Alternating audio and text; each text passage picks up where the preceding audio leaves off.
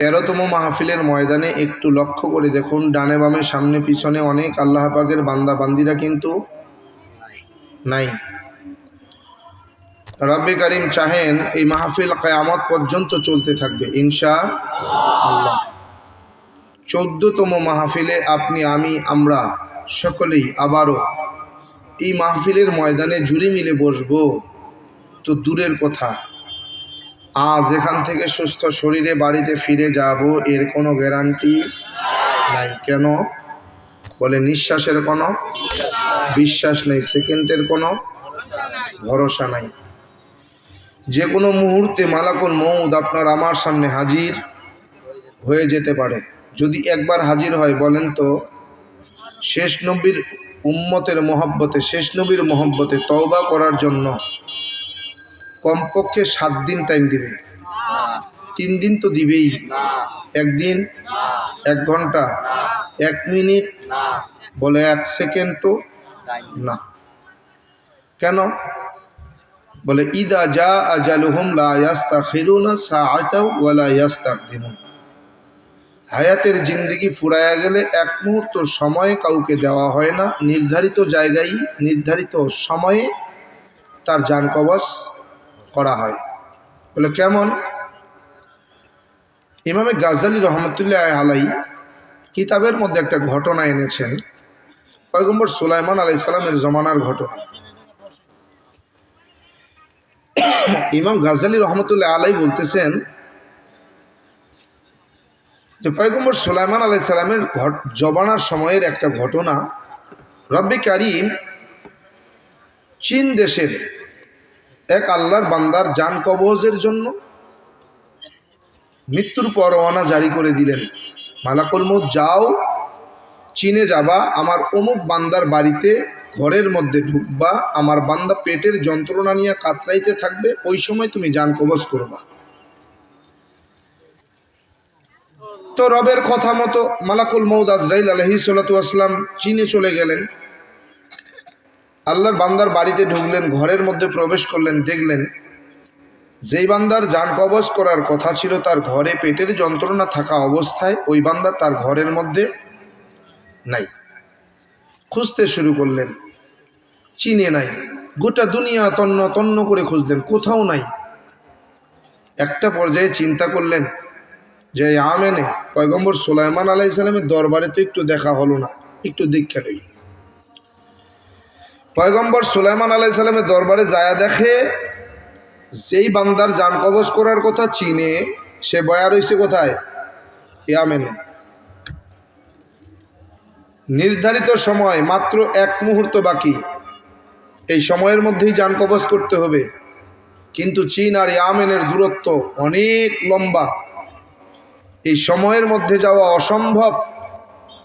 তখন তো এরকম রকেট, বিমান আর হেলিকপ্টারও ছিল না।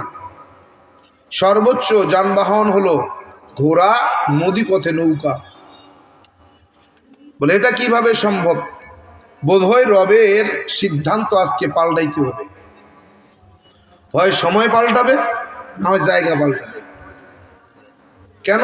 বলে নির্ধারিত সময় নির্ধারিত জায়গায় জান কবজ করা অসম্ভব। একটু রাগান্বিত নজরে আল্লাহর বান্দার দিকে তাকায়া মালাকুল মউত আজরাইল আলাইহিস সালাতু ওয়াস সালাম রবের সামনে হাজিরা দিলেন। বলে আয় রব্বে কারীম, আপনার যে বান্দার মৃত্যুর পরোয়ানা জারি করছেন, সময় দিছেন, আপনার ওই বান্দার অমুক বান্দার জান কবজ করা নির্ধারিত সময়ে নির্ধারিত জায়গায় অসম্ভব। কেন? বলে আল্লাহ জান কবজ করার কথা চীনে, তার বাড়িতে, তার ঘরে, কিন্তু বয়া রয়েছে আমেনে। ইয়ামেন থেকে আসতে অনেক সময়ের দরকার। সময় কত? বলে 1 মুহূর্ত। আল্লাহ হয় জায়গা পাল্টান, না হয় সময় পাল্টান। হয় কি? জায়গা পাল্টান, না হয় সময় পাল্টান। নির্ধারিত সময়ে নির্ধারিত জায়গায় জান কবজ করা অসম্ভব। বলে মালাকুল মউত, জান কবজ করার সময় বাকি কতটুকু? কয় 1 মুহূর্ত। বলে এই সময়ের মধ্যে তুমি চীনে যাইতে পারবানি? আল্লাহ হ্যাঁ সম্ভব। বলে এই এক মুহূর্তের মধ্যে যদি চীনে যাও জান কবজ করা সম্ভব? বলে হ্যাঁ সম্ভব। বলে যাও আমার বান্দার জান কবজ করো। কি আল্লাহু আকবার, একটু আস্তে কন। মালাকুল মউত আজরাইল আলাইহিস সালাতু ওয়াস সালাম চীনে চলে গেলেন। যা দেখতেছেন আল্লাহর বান্দা তার বাড়িতে তার ঘরে পেটের যন্ত্রণায় চিৎকার চেঁচামেচি করতেছে। সুবহানাল্লাহ কইবেন না? কোথায়? একটু আগে কোথায় ছিল, এখন কোথায়? মালাকুল মউত আজরাইল আলাইহিস সালাতু ওয়াস সালাম থাবা মেরে জানটাকে কবজ করে নিয়ে রওনা করছেন। ইয়ামেনের উপর দিয়ে যায়। বলে যখন ইয়ামেনের উপর দিয়ে যাইতেছেন, পয়গম্বর সুলাইমান আলাইহিস সালাম ইয়ামেনের উপর দিয়ে আজরাইল আলাইহিস সালামকে যাইতে দেখেই ডাক দিয়েছেন, ভাই আজরাইল তাল। মালাকুল মউত আজরাইল আলাইহিস সালাম পয়গম্বর সুলাইমানকে সালাম দিতেছেন, আসসালামু আলাইকা ইয়া সুলাইমান। সালাম কুশল বিনিময় হয়ে গেল। বলতেছে, ভাই আজরাইল, কিছুক্ষণ আগে আপনি আমার দরবারে আসছিলেন, আমার এক উম্মতের দিকে রাগান্বিত নজরে তাকাইছেন, আবার চলেও গেছেন। ভাই জানতে চাই কেনই বা আমার দরবারে আসলেন, আমার উম্মতের দিকে রাগান্বিত নজরে তাকাইলেন, আবার কেনই বা চলে গেলেন? মালাকুল মউত আজরাইল আলাইহিস সালাতু ওয়াস সালাম বলতেছেন, পয়গম্বর শুনতে চান তো শোনেন। আপনার যেই উম্মত আপনার দরবারে বসে বয়ান শুনতেছিলেন, যার দিকে আমি রাগান্বিত নজরে তাকাইছিলাম, আপনার ওই উম্মতের জান কবজের সময় হয়ে গেছে, মৃত্যুর পরোয়ানা জারি হয়ে গেছে। নির্ধারিত সময় নির্ধারিত জায়গায় জান কবজ করতে হবে। আপনার উম্মতের জান কবজ করার কথা তার বাড়িতে চীনে তার ঘরে পেটের যন্ত্রণা নিয়ে। আপনার উম্মতের সারা দুনিয়া ঘুরছি, আপনার দরবারে বৈশা বয়ান শুনতেছে, এক মুহূর্ত সময় বাকি, এই এক মুহূর্তের মধ্যে চীনে যাওয়া অসম্ভব। এজন্য আমি একটু রাগ হয়ে রাগান্বিত নজরে তাকায় রবের দরবারে ফিরে গেলাম। রবের কাছে যখন উপস্থাপন করলাম, রব আমাকে পুনরায় পাঠায়া দিলেন। এই যে আপনার উম্মতের জানটা কবজ করে নিয়ে রওনা করছি, রবের সামনে এখনো হাজিরা দেই নাই। পয়গম্বর সুলাইমান বলেন, ভাই আজরাইল তাইলে শোনেন।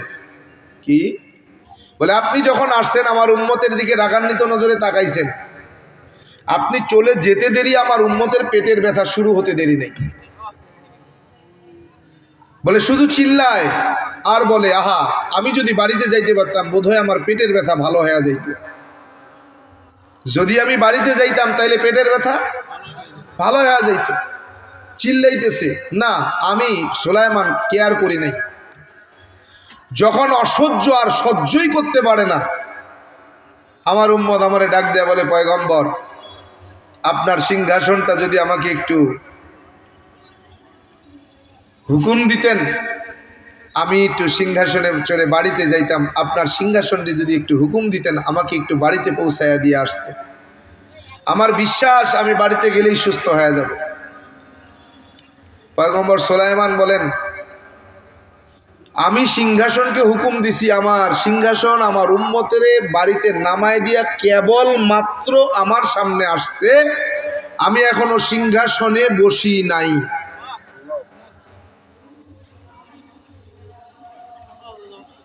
মালাকুল মউত আজরাইল আলাইহিস সালাতু ওয়াস সালাম বলতেছেন, পয়গম্বর সুলাইমান, ও গো আল্লাহর নবী,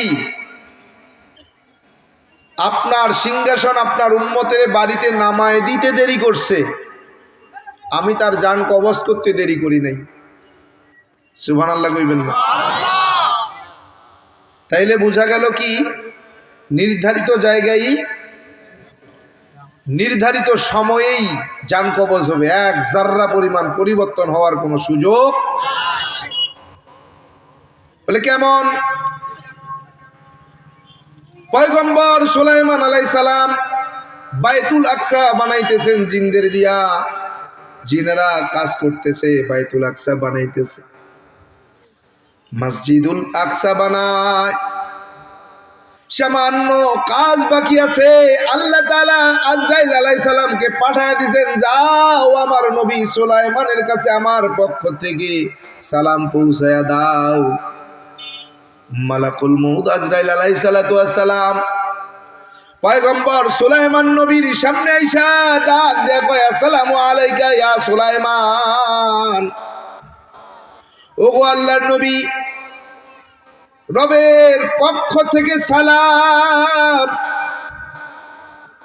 নবী রাসূলগণ বুঝতে বাকি থাকে না, রব যখন সালাম পৌঁছায় দুনিয়ার জমিনে আর থাকা যায় না, বুঝে যায়। পয়গম্বর সুলাইমান আলাইহিস সালাম বুঝে ফেলেছেন রবের সান্নিধ্যে রওনা দিতে হবে। পয়গম্বর সুলাইমান আলাইহিস সালাম মালাকুল মউত আজরাইল আলাইহিস সালাম রে ডাক দিয়া বলে, ভাই আজরাইল, আমার রবের পক্ষ থেকে সালাম, আর বুঝতে বাকি নাই, চলে যেতে হবে। ও ভাই আজরাইল, এতটুকু সময় অপেক্ষা করো। ওই যে তাকায় দেখেন জিনেরা বাইতুল আকসা, মসজিদুল আকসা নির্মাণ করতেছেন, সামান্য একটু কাজ বাকি আছে, এই কাজটুকু শেষ হয়ে যাবে। আমি সুলাইমান ওযু বানায়া বাইতুল আকসার ভিতরে, মসজিদুল আকসার ভিতরে 2 রাকাত নামাজ আদায় করব, এরপরে রবের সান্নিধ্যে হাজিরা দিব। এতটুকু সময় শুধু আপনি আমাকে ভিক্ষা দেন। মালাকুল মউত আজরাইল ডাক দিয়ে বলে, ওগো জামানার নবী সুলাইমান, আপনি কি জানেন না আমার রব জানায়া দেয়, ইদা জা আজালুহুম লা ইস্তাখিরুনা সাআতাও ওয়ালা ইস্তাকদিমুন। বলে হায়াতের জিন্দেগি যদি একবার কারো শেষ হয়ে যায়, এক মুহূর্ত অতিরিক্ত সময় বাড়ায় দেওয়ার ক্ষমতা আমি মালাকুল মউত আজরাইলের নাই। বলেন মালাকুল মউত আজরাইল এই অবস্থায় রেখে যদি আমি রবের সান্নিধ্যে হাজিরা দেই, জিনেরা আর এই বাইতুল আকসার কাজ করবে না, অসম্পূর্ণ থেকে যাবে। মালাকুল মউত আজরাইল আলাইহিস সালাতু ওয়াস সালাম ডাক দিয়ে বলে, পয়গম্বর, কাজ শুরু হয়েছে, এটার কাজের দায়িত্ব হলো আমার আল্লাহর, শেষ করার দায়িত্ব আমার আল্লাহর। শেষ করার দায়িত্ব কার? কিন্তু না, আমরা মাঝে মাঝে বলি, ভাই আমার মাত্র ছোট ছোট 2টা ছেলে, ছোট ছোট 2টা বাচ্চা, এখন যদি দুনিয়ার থেকে বিদায় হয়ে যায় বাচ্চাগুলো এতিম হয়ে যাবে। হয়নি? বলে 3 দিনের জামাতে বের হবে, বলে ভাই চলো 3 দিনের জামাতে যাই। বলে ভাই বাড়ির মধ্যে এত ইমার্জেন্সি একটা কাজ, আমি যদি চলে যাই এই কাজটা অসম্পূর্ণ থেকে যাবে। 3 দিন 5 দিনের জন্য চরমনের ময়দানে দাওয়াত দেওয়া হয়। বলে ভাই চলো 5টা দিন সময় বের করো, চলো চরমনের জমিনে যাই। বলে ভাই এমন একটা চাকরি করি, এমন একটা কাজ করি, পরিবারের মধ্যে এমন আমি একজন দায়িত্বশীল, আমি যদি 5 দিনের জন্য যাই আমার সব কাজগুলো অসম্পূর্ণ থেকে যাবে। ও বান্দা, কাজ শুরু করার দায়িত্ব তোমার, শেষ করার দায়িত্ব কার? কেমনে বুঝামু কও? তোমার আমার কোনো ক্ষমতা নাই, মন চাইলেই সব কাজ সম্পন্ন করা যায়, আছে নাকি?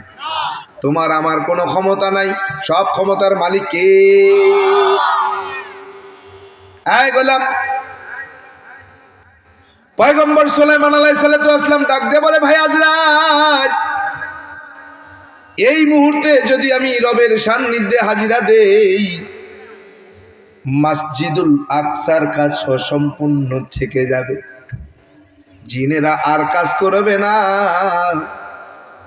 বলে পয়গম্বর, শুরু করার দায়িত্ব আপনার, শেষ করার দায়িত্ব আমার আল্লাহ। বলে তাইলে আর কোনো আপত্তি নাই। পয়গম্বর সুলাইমান আলাইহিস সালাম সিংহাসনে বসে আছে, লাঠির উপরে ভর দিয়া জিনদের দিকে তাকায় আছে। জিনেরা কাজ করতেছে, কোনো চুরি করে না। জিনেরা মনে করে পয়গম্বর তাকায় রইছে, যদি এখানে 2 নম্বরই করি তাইলে খবর আছে। বলে এমন একজন নবী পয়গম্বর সুলাইমান দুনিয়ার জমিনে এত রাগী নবী আর দ্বিতীয় জন নাই। সমস্ত মাখলুকের ভাষা বুঝতেন এমন একজন নবী আল্লাহ তাআলা দুনিয়ায় পাঠাইছেন। পয়গম্বর সুলাইমান আলাইহিস সালামকে জিনেরা পর্যন্ত এত ভয় করে। মালাকুল মউত আজরাইল ডাক দেয়া বলে, পয়গম্বর শুরু করার দায়িত্ব আপনার, শেষ করার দায়িত্ব আমার আল্লাহর। বলে তাইলে আর কোনো আপত্তি নাই, আমি রেডি। মালাকুল মউত আজরাইল আলাইহিস সালাম পয়গম্বর সুলাইমান আলাইহিস সালামের জান কবজ করবেন। পয়গম্বর সুলাইমান আলাইহিস সালাম লাঠির উপরে ভর দিয়া জিনদের দিকে তাকায় আছে, ওই অবস্থায় জান কবজ হয়ে গেছে। আল্লাহর সান্নিধ্যে হাজিরা দিয়েছেন পয়গম্বর সুলাইমান আলাইহিস সালাম। তাকায় রইছেন, জিনেরা ভয়ে ভয়ে মসজিদুল আকসার কাজ সম্পন্ন করেছে। যেই মুহূর্তে মাত্র কাজটা শেষ হয়েছে, ওই মুহূর্তে পয়গম্বর সুলাইমান আলাইহিস সালাম জমিনের মধ্যে লুটাইয়া পড়ে গেছে। জিনেরা দৌড়ায় আসছে, বলে কি ব্যাপার, পয়গম্বর পড়ে গেছে। দূরে এসে দেখে পয়গম্বর দুনিয়ার জমিনে নাই। তাকায় দেখে যেই পয়গম্বর লাঠির উপরে ভর দিয়া তাকায় ছিলেন, ওই লাঠিটাও উই পোকায় খেয়ে গেছে। বলে এতদিন পর্যন্ত উই পোকার নিচ থেকে খাইছে, লাঠিটা পুরো খায়া ফেলাইছে, পুরো লাঠিটাকে উই পোকায় খেয়ে ফেলছে। পয়গম্বর সুলাইমান আলাইহিস সালাম লাঠির উপরে ভর দিয়া তাকায় রইছেন। বলে লাঠি উই পোকায় খাওয়া শেষ, কাজ শেষ, লাঠিও খাওয়া শেষ। পয়গম্বর সুলাইমান আলাইহিস সালাম জমিনে লুটায়া পড়তেও দেরি নাই। জিনেরা দৌড়ায় এসে দেখে পয়গম্বর পড়ে গেল কেন। আইসে হাত দিয়ে তাকায় দেখে না না না না না, পয়গম্বর সুলাইমান অনেক আগে রবের সান্নিধ্যে হাজিরা দিয়েছেন। জিনেরা কানাকানি করতেছে, জিনেরা সমালোচনা করতেছে, দেখছ পয়গম্বর তো আজকে দুনিয়ার থেকে বিদায় হয়ে নেই রে, লাঠিটা উই পোকায় খেয়ে ফেলছে। এই লাঠিটা তো একদিনে উই পোকায় খেতে পারে নাই। কি একদিনে খাইছে? বলে একদিনে খেতে পারে নাই, অনেক দিন সময় লেগে গেছে। পয়গম্বর সুলাইমান আলাইহিস সালাম তো একদিনে দুনিয়ার থেকে বিদায় হয় নাই, অনেক আগে বিদায় হয়ে গেছে। যদি জানতাম, যদি বুঝতে পারতাম, এই মসজিদুল আকসার অসম্পূর্ণ কাজ কখনো সমাপ্ত করতাম না।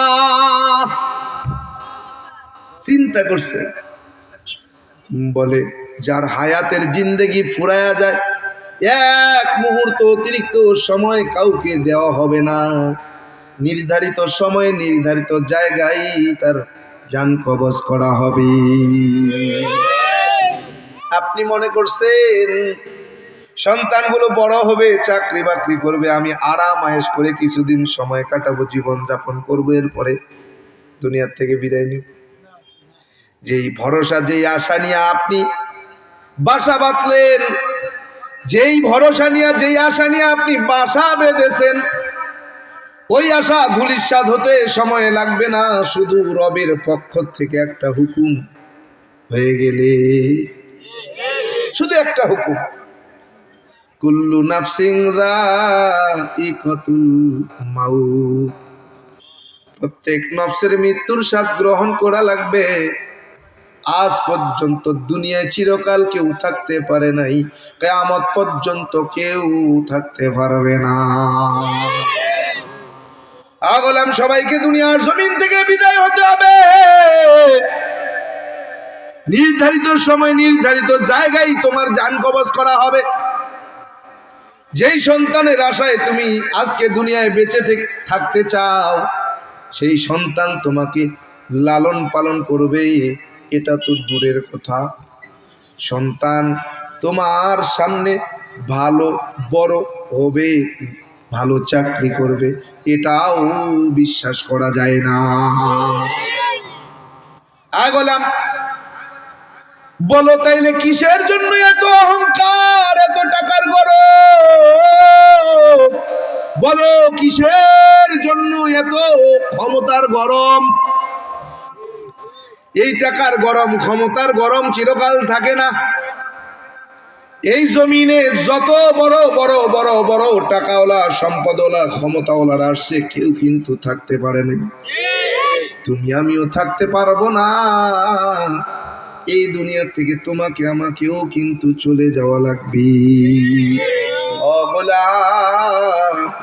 সম্পদের মালিক, ক্ষমতার গরম আজ আছে কাল থাকবে না।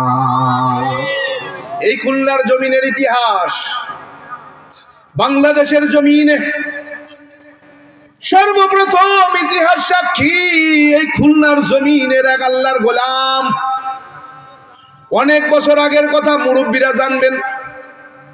হেলিকপ্টারে করে বরযাত্রী নিয়ে বিবাহ করেছিলেন খালিশপুরের জমিনের এক আল্লাহর গোলাম। কি জানেন না? ইতিহাস শুনছে? বলে খালিশপুরের জমিনের আল্লাহর গোলাম, এই খুলনার জমিনের আল্লাহর গোলাম হেলিকপ্টারে বরযাত্রী নিয়ে বিবাহ করলেন। এর গোলাম এত সম্পদ, এত টাকার গরম, এত ক্ষমতার গরম, আল্লাহ তাআলা বাদশারে ফকির বানাইতে পারে, ফকিরে বাদশা বানাইতে পারে, এটা তার বাস্তব প্রমাণ। খুলনার সফরে আসছি, খালিশপুরের সফরে। ওই নৌবাহিনীর সামনে যেই স্পিড ব্রেকার, গতিরোধক, আমার গাড়িটা ওইখানে এসে স্লো হয়ে গেছে। রাহাবার যিনি আমাকে এগোয় নিতে গেছেন, আমার গাড়িতে বসা দুইটা বুড়া আর বুড়ি স্পিড ব্রেকারের সামনে দাঁড়া, ভিক্ষার প্লেট নিয়ে দাঁড়ায় রইছে। রাহাবার বলতেছে, হুজুর এই দুই বান্দা বান্দিরে কি চেনেন? বলে না। বলে কেন, ইতিহাস শোনেন নাই? খুলনার জমিনে সর্বপ্রথম বাংলাদেশের জমিনে খুলনার আল্লাহর গোলাম, ধনী ব্যক্তি, হেলিকপ্টারে বরযাত্রী নিয়ে বিবাহ করেছিলেন। বলে হ্যাঁ শুনেছি। বলে হুজুর দেখছেন? বলে না। বলে ওই যে হেলিকপ্টারে বরযাত্রী নিয়ে বিবাহ করছেন, ওই সময়ের নবদম্পতি আজকে রাস্তার ফকির। গোলাম কিসের এত অহংকার বলো? যার সৃষ্টি মাত্র এক ফোঁটা নাপাক পানি, এই এক ফোঁটা নাপাক পানির থেকে যাকে এত সুন্দর গঠন দিয়েছে, চেহারা দিয়েছেন কে? ও বান্দা, কেন তুমি বুঝো না যে আল্লাহ পাক রব্বুল আলামিন এক ফোঁটা নাপাক পানির থেকে এত সুন্দর আকৃতি তোমাকে দান করলেন? ওই আল্লাহ তাআলার ক্ষমতা কি ছিল না এক ফোঁটা নাপাক পানির থেকে তোমাকে চার পায়ে জানোয়ার হায়াওয়ান বানাইতে পারতেন কি পারতেন না? যে আল্লাহ তাআলা এক ফোঁটা নাপাক পানির থেকে চার পায়ে জানোয়ার হায়াওয়ান না বানাইয়া তোমাকে আমাকে এত সুন্দর করে সাজাইয়া বানাইয়া মানুষ পরিচয় দিয়েছেন আশরাফুল মাখলুকাত, সেই রবের কাছে কি একটু কৃতজ্ঞতা বোধ স্বীকার করবা না? এতটুকু কৃতজ্ঞতা স্বীকার করবা না? ও গোলাম, তুমি যে স্বীকার করবা না, আমার আল্লাহ তাআলা এই জন্য কোরআনে কারিমের মধ্যে বলেন, ইন্নাল ইনসানা লিরাব্বিহি লাকানুদ। আল্লাহ তাআলা বলতেছেন নিশ্চয়ই মানুষ বড় নিমুখ হারাম, মানুষের মতো নিমুখ হারাম দুনিয়াতে দ্বিতীয়টা নাই। মানুষ এত দামি, ওয়ালাকাদ কাররামনা বানি আদম, মানুষ সৃষ্টির মধ্যে সবচাইতে শ্রেষ্ঠ, মানুষ সমস্ত সৃষ্টির মধ্যে সবচাইতে সম্মানিত, মানুষ সৃষ্টির মধ্যে সবচাইতে সুন্দর, মানুষ সৃষ্টির মধ্যে সবচাইতে দামি, মানুষ সৃষ্টির মধ্যে সবচাইতে শক্তিশালী, মানুষ সৃষ্টির মধ্যে সবচাইতে সম্মানী। ও গোলাম, মানুষ এত দামি, মানুষকে এত দাম দেওয়ার পর আমার আল্লাহ তাআলা কোরআনে কারিমের অন্যত্র জায়গায় আবার বলে দেন, বলে উলাইকা কাল আনআম বাল হুম আদল। কি আল্লাহ তাআলা বলতেছেন? মানুষ বড় নিকৃষ্ট, চার পায়ে জানোয়ার, বালহুম আদল, বলে কুকুর শুকরের চাইতেও বড় নিকৃষ্ট। কি কেন বললেন? এক জায়গায় বলতেছেন আলাকাত কাররামনা বানি আদম, এক জায়গায় বলতেছেন উলাইকা কাল আনআম বালহুম আদল। কেন দুই জায়গায় দুইটা শব্দ লাগাইলেন? এক জায়গায় বলতেছেন সবচাইতে সম্মানী, সবচাইতে দামি, আরেক জায়গায় বলতেছেন সবচাইতে নিকৃষ্ট, কুকুর শুকরের চাইতেও খারাপ। কেন কেন বলছেন? বলার পিছনে কারণ একটা, এক নম্বর কারণ বলে মানুষ বড় নিমু খারাপ। ইন্নাল ইনসানা লিরাব্বিহি লাকানুত, রব বলেন মানুষ বড়ই অকৃতজ্ঞ। এদেরকে আমি এত সুন্দর করে মায়ের গর্ভে লালন পালন করছি। যেই মা 10 মাস 10 দিন গর্ভে ধারণ করেছেন, যেই মায়ের গর্ভে মা বাবা খাওয়ায় নাই, পড়ায় নাই, লালন পালন করে নাই, কি মা বাবা করছে? যেই মায়ের গর্ভে 12 মাসে 13 জন খোদা, 33 কোটি দেবদেবী, তুলসীর গাছের তলায় 64 কোটি ভগবান খাওয়ায় নাই, পড়ায় নাই, লালন পালন করে নাই। যেই মায়ের গর্ভে যীশু খ্রিস্ট আর মারিয়াম আলাইহিস সালাম লালন পালন করে নাই, খাওয়ায় নাই, পড়ায় নাই। যেই মায়ের গর্ভে গৌতম বুদ্ধ এসে খাওয়ায় নাই, পড়ায় নাই, লালন পালন করে নাই। যেই মায়ের গর্ভে আমার রব আল্লাহ, যেই মায়ের গর্ভে আমার আল্লাহ নিজে কুদরতি ভাবে মায়ের গর্ভে তোমাকে আমাকে লালন পালন করছেন, যেই মায়ের গর্ভে আমার আল্লাহ কুদরতি ভাবে তোমাকে খাওয়ায়া পড়ায়া বড় করছেন, যেই মায়ের গর্ভে আমার আল্লাহ তাআলা এত সুন্দর তোমাকে গঠন দিয়েছেন, যেই মায়ের গর্ভে তোমাকে আমাকে হায়াওয়ান জানোয়ার না বানাইয়া মানুষ বানাইছেন, এই মাকে, এই আল্লাহ তাআলাকে, এই রবকে তুমি ভুলে গেলা। কত বড় নিমো হারাম। এজন্য আমার আল্লাহ বলেন ইন্নাল ইনসানা লিরাব্বিহি লাকানুত, মানুষ বড় নিমু হারাম। মানুষ যদি নিমু হারাম না হইতো, ওই মায়ের গর্ভে যেই আল্লাহ তাআলা তারে এত সুন্দর করে লালন পালন করছে, এত সুন্দর করে বানাইছেন, এত সুন্দর জীবন দান করছেন, ওই মানুষ আমার গোলামিতে পড়ে থাকতো, আমার কুদরতি সিজদায় পড়ে থাকতো, আমার কুদরতি কদমে সিজদায় পড়ে থাকতো, ওই মানুষ বড় নিমু হারাম। মানুষের মতো নিমু হারাম আর দ্বিতীয়টা নাই। বলে কেমন? এরে গোলাম, আজকে আমার মায়ের কথা যদি বলতে যাই, মায়ের কথা, মা বাড়িতে একা একা থাকে, ভাইরা সব বাইরে থাকে, বাড়ির সাথে ঘরের সাথে মন্দিরের পাশেই আমার আরো এক ভাই আছে, এই ভাইটা আমার মায়ের গর্ভের না, অথচ ছোটবেলায় যুদ্ধে সময় বাবা মার কাছে শুনেছিলাম, কোনোদিন আমার ভাইকে আমি সৎ বলে দাবি করি নাই। এতদিন পর্যন্ত আমি আমার মায়ের পেটের ভাই মনে করে সবার কাছে পরিচয় দিছি, আজকে পরিচয় না দিয়ে পারলাম না। ওরে গোলাম, আমার বড় যেই ভাই পুলিশের চাকরি করে বাইরে থাকে, আমার বাড়িতে শুধু আমার মা থাকে। এরে বান্দা, সকালবেলা যখন কুকুরে আমার মাকে ধরেছে, থাবা দিয়েছে, ওই সময় আমার ওই বড় ভাই বাড়ির মধ্যে আছে, প্রাচীরের পাশ থেকে কেসি গেটের সামনে থেকে দাঁড়ায়া দাঁড়ায়া খেলা দেখে। তারা কেমন মানুষ, তারা তাদের এতটুকু মানবতা বোধটুকু দেখালো না যে আমার মাকে তারা কুকুর থেকে মুক্ত করবে। এরে গোলাম, আমার চাচতো ভাইগুলো ওরাও বাড়ির সামনে কেসি গেটের সামনে দাঁড়ায়া দাঁড়ায়া দাঁড়ায়া দাঁড়ায়া খেলা দেখে। ওই বিয়াদব গুলোও আমার মাকে বাঁচাইতে, কুকুর থেকে বাঁচানোর জন্য কাছে গেল না। এরে বান্দা, আল্লাহ তাআলা এজন্যই বলেন মানুষ বড় নিমুখ হারাম। মানুষের মতো নিমুখ হারাম দুনিয়াতে দ্বিতীয়টা হয় না। যেই মা তোমাকে গর্ভে ধরে নাই, স্বাধীনের পর থেকে যখন বড় মা দুনিয়ার থেকে বিদায় হয়ে গেছেন, ওই সময় যেই মা তোমাকে কোলে পিঠে করে মানুষ করেছে, বড় করেছে, জীবনে কোনোদিন তোমাকে সৎ ছেলে অন্য মায়ের ছেলের পরিচয় দেয় নাই, যেই মা, যেই ভাইয়ের জন্য আজ পর্যন্ত ভাই আর বড় ভাই আর বোনকে কোনো সময় আমরা তিন ভাই বোন, আমরা কখনো সৎ বলে পরিচয় দিই নাই। ওই ভাই আজকে মানবতা দেখাইলো না, ওই ভাই আজকে মায়ের জন্য একটু আগায়া যায় কুকুর থেকে বাঁচাইলো না।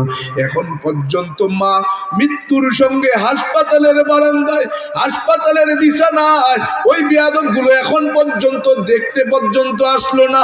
বলেন ওই আল্লাহ তাআলা, ওই আল্লাহ তাআলা যে জানাইছেন ইন্নাল ইনসানা লিরাব্বিহি লাকানুত, আল্লাহ তাআলা এমনি এমনি বলেন নাই মানুষ বড় নিমুখারাম, মানুষ বড় অকৃতজ্ঞ। আরে তাদের কৃতজ্ঞতা স্বীকার করার কোনো পরিবেশ থাকে না। এরে গোলাম কেমনে বুঝাবো মা কেমন হয়, বাবা কেমন হয়? এরে গোলাম, এই যে 2 বছর আগের একটা ভিডিও আপনারা দেখেছিলেন, মায়ের কাছে গিয়েছিলাম 21 বছর পর। ওরে বান্দা, 21 বছরের মধ্যে মাকে দেখতে যেতে পারে ওই তাদের কারণে, শুধুমাত্র এলাকার মানুষের কারণে। এ গোলাম, এই যে গত জানুয়ারির 7 তারিখ 8 তারিখে মাকে দেখার জন্য পরিবার সহ গিয়েছিলাম। মাকে ফোন দিয়ে বললাম, মা গো, আমার ছেলে মেয়ে দেখতে চায় দাদি কেমন, আমার ছেলে মেয়ে দেখতে চায় আমার দাদি বাড়ি কেমন। ও মা, আমার আলিয়া আপনার বৌমা দেখতে চায় আমার শাশুড়ি কেমন, আমার শ্বশুর বাড়ির লোকজন এলাকা কেমন। বলে মা ডাক দিয়া বলে, বাবা এই শীতের মধ্যে আসিও না, বড় শীত, অনেক শীত, এই শীতের মধ্যে আসার দরকার নাই, গরম পড়ুক ওই সময় আসবা। ছেলে মেয়ের কাছে বললাম, আব্বুরে আম্মুরে, তোমার দাদি তো যাইতে নিষেধ করে, এখন যাওয়া যাবে না। বলেন না, দাদি নিষেধ করলেও যাব, কারণ সবার দাদি আছে, আমাদের কি দাদি নেই? সবার দাদি আছে, সবাই সবার দাদির কথা বলে, আমরা তো বলতে পারি না, কারণ আমরা তো দাদিকে দেখি নেই। আমারে ডাক দিয়ে বললাম, মা গো, তোমার নাতি নাতনি মানে না। বলে যদি আসো, ও বাবা তাইলে একটু শীতের কাপড় ভালোভাবে নিয়ে আইসো, মায়ের কাছে যাব। 8 তারিখে 7 তারিখে ফোন দিলাম, মা আসতেছি। মা 8 তারিখে ভোরবেলা ফজরের আগে ঘুম থেকে উঠে মা নাতি নাতনির জন্য একা ওই বৃদ্ধ মানুষটা নিজের হাতে হাতে রান্না করেছে আমাদেরকে খাওয়াবে জন্য। মায়ের কাছে গেলাম, সকাল 9টা বাজে পৌঁছাইলাম, সকালবেলা পৌঁছাইলাম। মা অনেকক্ষণ কথা বললো, নাতনিদের সঙ্গে ইয়ার্কি ফাজলামি মস্করা ঠাট্টা মস্করা করলো। মেয়েরে ডাক দেয়া কয়, ও দাদি, ও দিদি, আমারে তুই কাঁধে করে যদি নিতে পারো তোমার বাড়িতে যাব। ও দিদি, তুমি যদি আমারে কাঁধে নাও তাইলে তোমার সঙ্গে তোমার বাড়ি দেখতে যাব। মেয়ে আমার মতো, যদিও বয়স কম, দেখতে আমার মতো, অনেক ভালো, শরীরটা এমন হুষ্টপুষ্ট, দেখে কেউ বলে না আমার মেয়ের বয়স মাত্র 12। বলে মেয়েটাকে দেখে আমি, মেয়ে বলতেছে, দাদি সত্যি কি আমি কাঁধে নিলে আপনি আমার সঙ্গে যাবেন? আমি কিন্তু সত্যি কাঁধে নিয়ে দৌড় শুরু করব। মা আবার ভয় পায়, না না না না, তোমার সঙ্গে মজা করছি, কাঁধে নিয়ে কিন্তু দৌড়াইও না। ছোট্ট ছেলে 8 বছর বয়স। বলে ছেলেরে ডাক দেয়া কয়, দাদু আমারে কি তোমাদের বাড়িতে নিবা? বলে নেওয়ার জন্যই তো আসছি। বলে চলো। বলে তুই যদি আমারে হেলিকপ্টারে নিতে পারো আমি তোমার বাড়িতে যাব। ছেলে ডাক দেয়া কয়, দাদি সত্যি কি যাবেন? যদি সত্যি আপনি আমাদের বাড়িতে যেতে চান, হেলিকপ্টারে যেতে চান, আব্বুরে বললে কিন্তু আব্বু ফোন দিলে হেলিকপ্টার চলে আসবে। ও দাদি সত্যি কি আপনি হেলিকপ্টারে যেতে চান? বলে না না, যাব না। অনেকক্ষণ ঠাট্টা মস্করা করার পর মা বলতেছে, মায়ের কাছ থেকে যখন রওনা করব দুপুরবেলা, মা বলতেছে, বাবা তোমাদের জন্য আমি ভোরবেলা উঠে রান্না করছি, আমি বৃদ্ধ মা, তুই কি আমার ঘরে কিছু খাবি না? এতদিন পর্যন্ত খাই নাই, আমি জানি মায়ের কাছে গেলে খেতে হবে, মা খেতে দিবে, এজন্য আগেই বাইরের থেকে খানা খায়া, সকালের নাস্তা খায়া মায়ের কাছে গেলাম, যেন বলতে পারি মা খেয়ে আসছি, আর খিদা নাই। মার কাছে যখন বললাম, মা এই মাত্র খায়া বাড়িতে ঢুকছি, মা ডাক দেয়া কয়, বুঝি তো অনেক বড় মৌলবী হয়ে গেছ, আমার মায়ের হাতে, হিন্দু মায়ের হাতের খানা তো খাবা না। আরে আল্লাহর দিকে তাকায়া নিয়ত করে ফেললাম, আল্লাহ মায়ের হাতের খানা খাওয়াটা যদি দাওয়াতের নিয়তে হয়, আই আল্লাহ তাইলে আপনি সাক্ষী, দাওয়াতের নিয়তে মায়ের হাতের খানা খাবো। মা আমাকে খানা দিলেন, ছেলে মেয়ে বৌমা কি খানা দিলেন, নাতি নাতনি খানা দিলেন সামান্য কিছু খায়া মায়ের সামনের থেকে মাকে বুঝাইয়া যখন চলে আসলাম, বাড়িতে পৌঁছানোর আগে বারবার ফোন দেয়, বাবা কত দূর গেছো?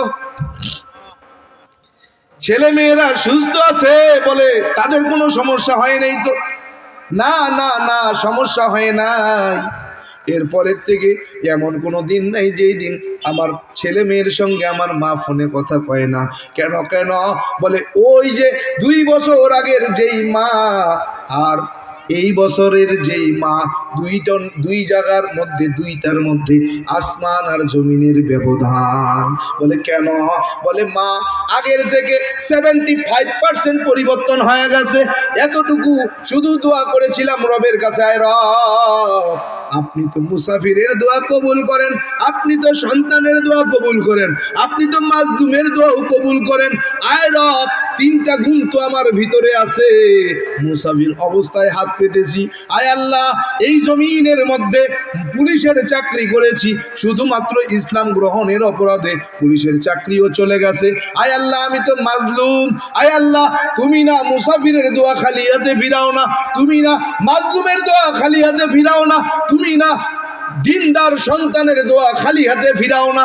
আয় আল্লাহ 3 গুণ কি আমার ভিতরে নাই? আয় আল্লাহ আমার মাকে কি আপনি হেদায়াত দিবেন না? আমার মাকে কি আপনি দ্বীনের জন্য কবুল করবেন না? রবের কাছে দোয়া করেছি, পরের দিনে আমার মায়ের কাছে গেছি, আমার মায়ের পরিবর্তন আমার রব করে দিয়েছেন। ও বান্দা এইবার নিয়ত করেছিলাম আগামী রমজানে পরিবার সহ ওই আল্লাহর ঘর তওয়াফে যাব।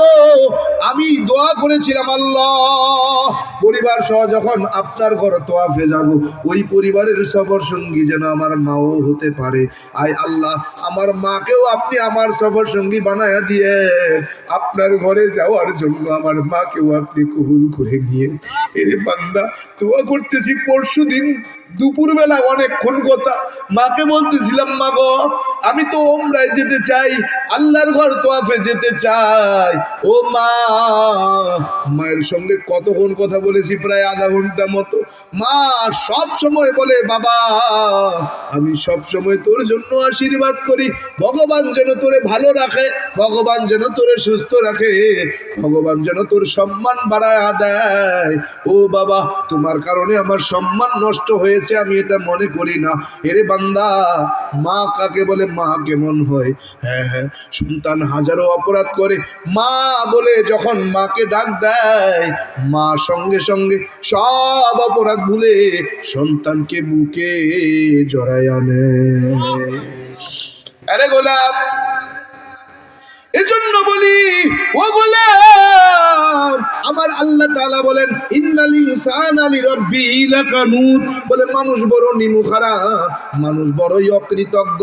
এই মানুষ আমার খায়, আমার পরে আমারটাই চলে, আমার জমিনের উপরে চলে, কিন্তু আমারে মান্য করে না। ও গোলাম এত বড় নিমুখারাম। আল্লাহ তাআলা বলতেছেন গোলাম মানুষ দুনিয়ার জমিনে সবচেয়ে দামি, দুনিয়ার জমিনে সবচাইতে নিকৃষ্ট। মানুষ বড় শক্তিশালী, মানুষের মতো দুর্বল দুনিয়ায় কেউ নাই। বলে কেমন? বলে অখলিকল ইনসানু দাইফা। বলে মানুষ বড় দুর্বল, মানুষের মতো দুর্বল এই দুনিয়ার জমিনে দ্বিতীয়টা নাই। বলে কেমন দুর্বল? মানুষ এমন দুর্বল, বলে মানুষ সামান্য আমার তৈরি করা একটা পিপিলিকার কাছেও বড় দুর্বল। মানুষের মতো দুর্বল আর কেউ নাই। পিপিলিকায় যদি হরতাল ডাক দেয় আদম সন্তানের ঘুমাইতে দিব না, ঘুমানো যাবে? বলে মানুষ এমন দুর্বল। আমি মা আল্লাহ তাআলার সৃষ্টি করা ছোট্ট একটা মাখলুক মশার কাছেও মানুষ বড় দুর্বল। মানুষ কেমন দুর্বল? বলে আমার তৈরি করা একটা ছাগলের বাচ্চার কাছেও মানুষ বড় দুর্বল। ও গোলাম, ছাগলের বাচ্চার কাছে মানুষ কেমন দুর্বল? বলে ছাগলের বাচ্চাও জন্ম নেয়, মানুষের বাচ্চাও জন্মগ্রহণ করে, দুটার মধ্যে পার্থক্য। ও গোলাম, মানুষের আমার আপনার সন্তান জন্মগ্রহণের পরে মায়ের স্তন তালাশ করে পায় না।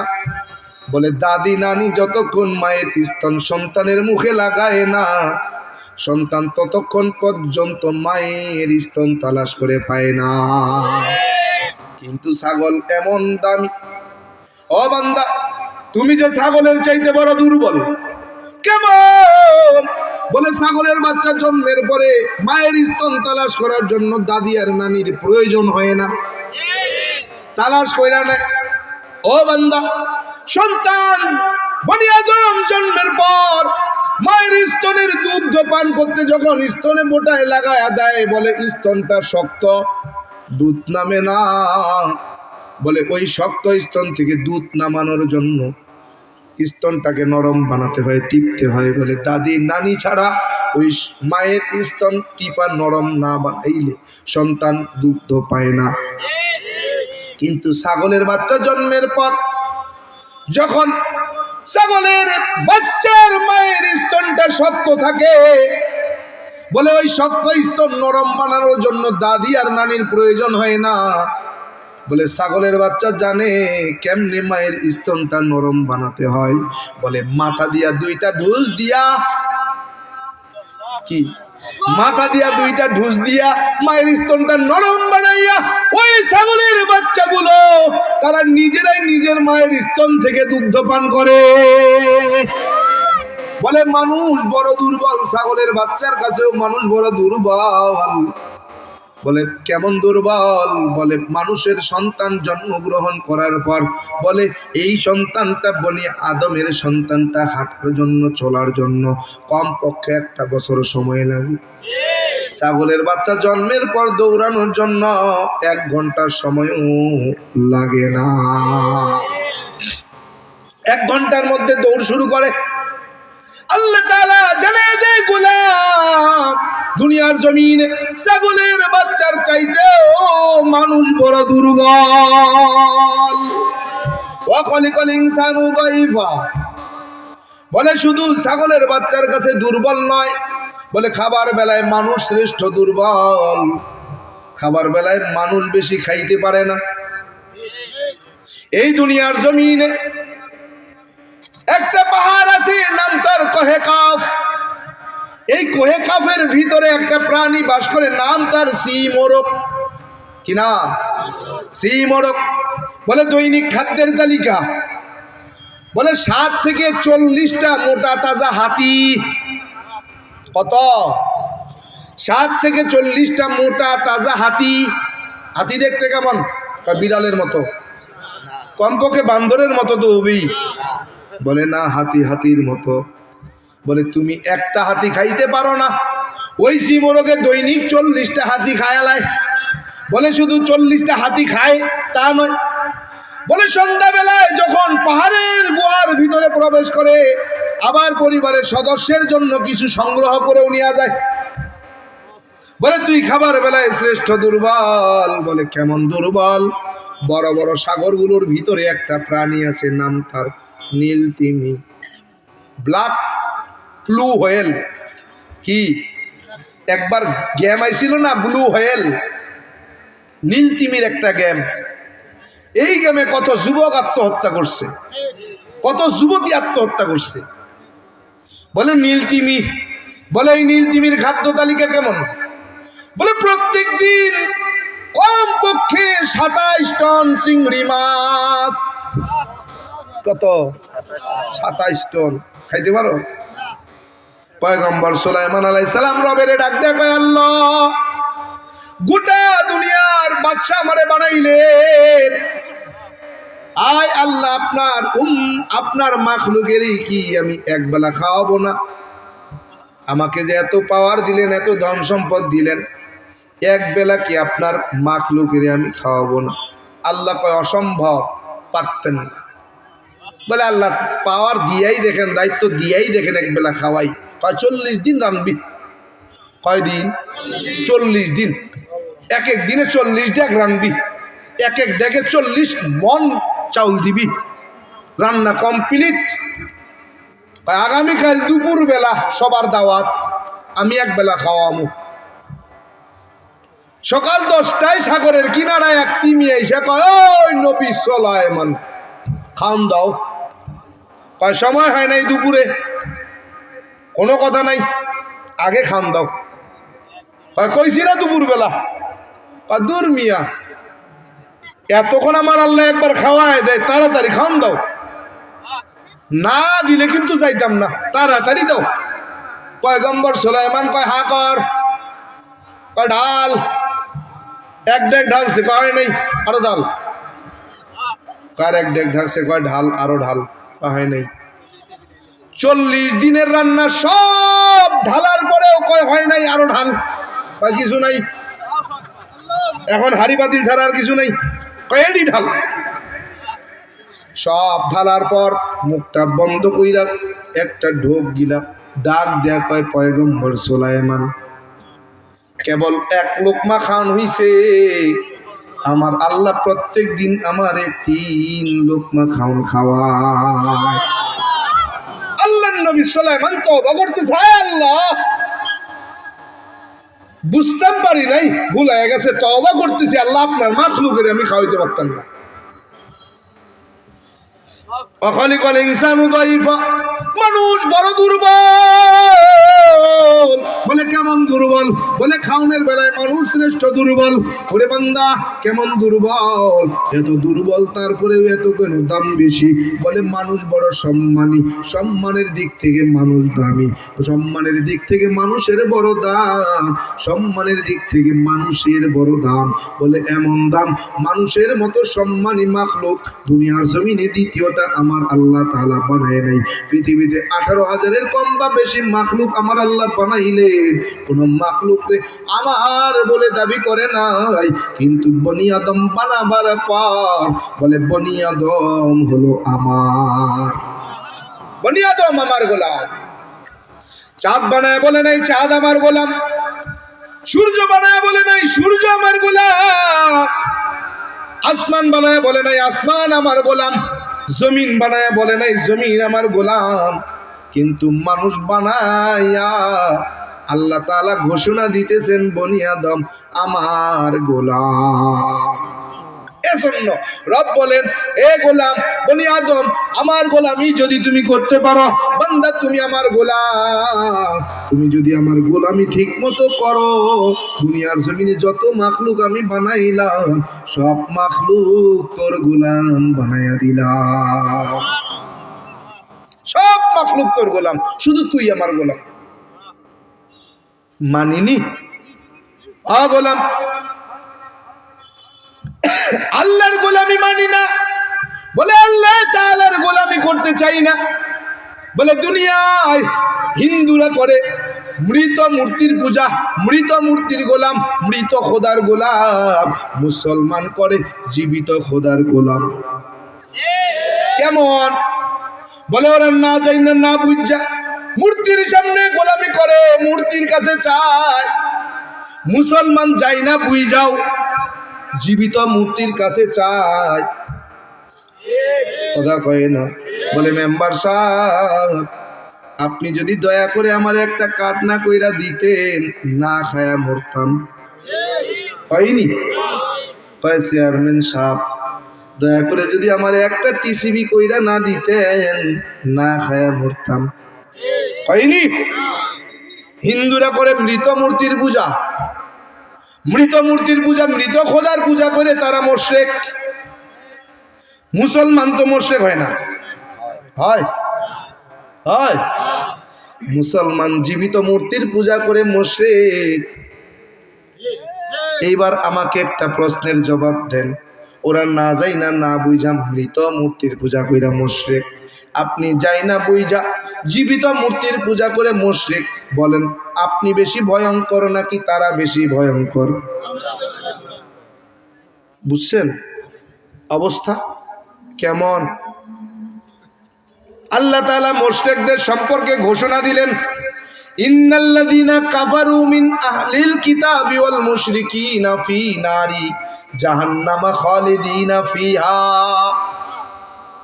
নিশ্চয় যারা কাফের আর যারা আহলে কিতাবের অনুসারী আর যারা মুশরিক, ফি নারি জাহান্নামা খালিদিনা ফিহা, এই 3 শ্রেণীর মানুষ একবার যে জাহান্নামে প্রবেশ করবে আর কোনোদিন কোনো সময় বের হবে না। তা আপনার অবস্থান কোথায়? জীবিত মূর্তির পূজা করে আপনার অবস্থান কোথায়? কিন্তু আপনার জন্য তো আল্লাহ তাআলা জান্নাত বানায় রাখছেন। কি জান্নাত বানাবার পর যদি জাহান্নামে যেতে হয়, গোলাম তোমার মতো কপাল পোড়া আর কে আছে? আছে কেউ? বলে তোমার মতো কপাল পোড়া কেউ নাই। ও গোলাম, এমনি এমনি মুসলমান হই নাই। আল্লাহ তাআলা বড় দয়া করে মায়া করে আমার মতো জাহান্নামের আসামিকে হেদায়েত দিয়ে আজকে আপনাদের সামনে সম্মানের চেয়ারে বয়া দিলেন। কেন? ও গোলাম, আল্লাহ তাআলা বলে, গোলাম তাকায়া দেখো, তোমরা যখন আমি রবের সাথে নিমুখ হারামি করবা, নিমুখ হারামি কি? তোমরা যখন আমি রবের সাথে নিমুখ হারামি করবা, যখন তোমরা আমি রবের থেকে মুখ ফিরাইয়া নিবা, যখন আমার রবের উপরে আস্থা হারায়া ফেলবা, তখন আমি আল্লাহ তাআলা অমুসলিমদেরকে হেদায়েতের মাধ্যমে দিন দিয়া হেদায়েত দিয়া তোমাদের সামনে বয়া বয়া বয়ান শোনাবো। তোরা লজ্জায় মাথা নত হইয়া মাথা নিচু কইরা বয়া বয়া শুনবা। কি বেজারিতেছে? লজ্জা নাই? এই চেয়ার তো আমার বসার কথা না, এইখানে তো আপনার বসার কথা। আমারে বইছেন কে? বলে রবের সঙ্গে নিমুখ হারামি করছি, যাই না মানি নাই। গোলাম, ঠাকুরগাঁয়ের প্রসিদ্ধ ব্রাহ্মণ পরিবারে জন্ম আমার। 12 মাসে 13 পূজা, 33 কোটি দেব দেবী, তুলসীর গাছের তলায় 64 কোটি ভগবান। সংস্কৃত ভাষার উপরে পাণ্ডিত্য নিয়ে ডিগ্রি নিয়ে ডক্টরেট কইরা বেদ পুরাণ রামায়ণ মহাভারত জেন্দা বেস্তা স্মৃতি শ্রুতি মনুসংহিতা শ্রীমদ ভাগবত গীতা রাজভোগ কালীভোগ ছাড়াও অসংখ্য কিতাবাদি গবেষণা কইরা 44,441 খানা মন্ত্র পড়ে দেখলাম, তার ভিতরে 30,000 মন্ত্র শুধু মুসলমানের গুণগান। আরো আসতে কন, আরো আসতে শুননা লাগবো না তারা। এই 30,000 মন্ত্র কোরআনে হাকিমের 30 পারায় 114টি সূরা, 6,666 মতান্তরে 6,236 আয়াতের সঙ্গে হুবহু মিল পাওয়া যায়। কোরআনে হাকিমের প্রত্যেকটি আয়াতে কারিমার সাথে কয়েক শত মন্ত্র পাঠ করে শোনানো যায়। এরে বান্দা, এমনি এই প্রত্যেকটা মন্ত্রের কিতাবের নাম, অধ্যায় নম্বর, পৃষ্ঠা নম্বর, শ্লোক নম্বরও বলা যায়। এমনি এমনি কিন্তু মুসলমান হই না। ভাবছো গরুর গোশত খাওয়ার লোভে বোধহয় মুসলমান? না রে, মুসলমান না। গরুর গোশত খাওয়ার লোভে কিন্তু মুসলমান না। এরে বান্দা, এখনকার যুগে গরুর গোশত খাওয়ার জন্য মুসলমান হওয়ার প্রয়োজন হয় না। অনেক দাদা কাকা জেঠারা গোপনে গোপনে গরুর গোশত খায়। চ্যালেঞ্জ দিয়া গেলাম, আপনার ধর্মে গরুর গোশত খাওয়া মানা।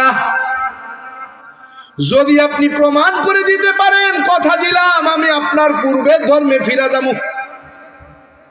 যদি আপনি প্রমাণ করে দিতে পারেন আপনার ধর্মে গরুর গোশত খাওয়া মানা, কথা দিলাম আপনার ধর্মে ফিরে যাব। আর যদি আমি প্রমাণ করে দিতে পারি আপনার ধর্মে গরুর গোশত খাওয়া বৈধ হালাল, কথা দেন আপনি কি কালেমা পড়ে মুসলমান হতে পারবে? বাস, কোনো কথা নাই। এত ঝগড়াঝাটির কি দরকার আছে? বুকে বল থাকলে সামনে দাঁড়াও। কি চ্যালেঞ্জ তো দিছি, বুকে বল থাকলে সামনে দাঁড়ায় কও মিথ্যা বলছি। যদি বুকে বল থাকে দাঁড়াও, দাঁড়ায় বলো মিথ্যা বলছি। তুমি প্রমাণ করে দাও আমার কথা মিথ্যা, মাইনে নিব, তোমার ধর্মে ফিরে যাব। আর যদি আমি সত্য প্রমাণ করে দিই, কথা দাও তুমি কালেমা পড়ে মুসলমান হবে। ব্যাস, আর কোনো কথা নেই। এমনি এমনি মুসলমান হই নাই। ওই ব্রিটিশ মিউজিয়ামে 1250টা ধর্মগ্রন্থ পাওয়া যায়। 1249টা ধর্মগ্রন্থের মধ্যে ভুল পাওয়া যায়। একটা ধর্মগ্রন্থের মধ্যে আজ পর্যন্ত ভুল তো দূরের কথা, সন্দেহ তো দূরের কথা, একটা জবর, একটা জের, একটা পেশ তো দূরের কথা, একটা নুক্তারও পরিবর্তন এখনো কেউ দেখাতে পারে নাই। কিয়ামত পর্যন্ত চ্যালেঞ্জ, যদি পারো একটা নুক্তার পরিবর্তন দেখাও। কি কিয়ামত পর্যন্ত চ্যালেঞ্জ, একটা নুক্তার পরিবর্তন দেখায়া দাও। যদি দেখাতে পারো কথা দিলাম আমি তোমার ধর্মে ফিরে যাব, আর যদি না পারো তাইলে কথা দাও তুমি আমার ধর্ম গ্রহণ করবে। কি কেন পারবে না? কারণ আমার আল্লাহ তাআলা নিজেই চ্যালেঞ্জ করে দিয়েছেন, ইন্না নাহনু নাযালনা যিকরা ওয়া ইন্না লাহু লাহাফিজুন। আল্লাহু আকবার। আল্লাহ বলেন নিশ্চয়ই এই কোরআন নাজিল করেছি আমি, কে? নিশ্চয়ই এই কোরআন হেফাজত করব, কে? কে? যে আল্লাহ নাজিল করে জিম্মাদারির দায়িত্ব নিলেন, ওই কোরআনের ভুল বের করবে এমন বাপের বেটা জন্ম হয়েছে নাকি? বুকে বল থাকলে কও আমার কোরআনে ভুল আছে। বুকে বল থাকলে কও আমার একটা কোরআনের একটা নুক্তার পরিবর্তন ঘটেছে।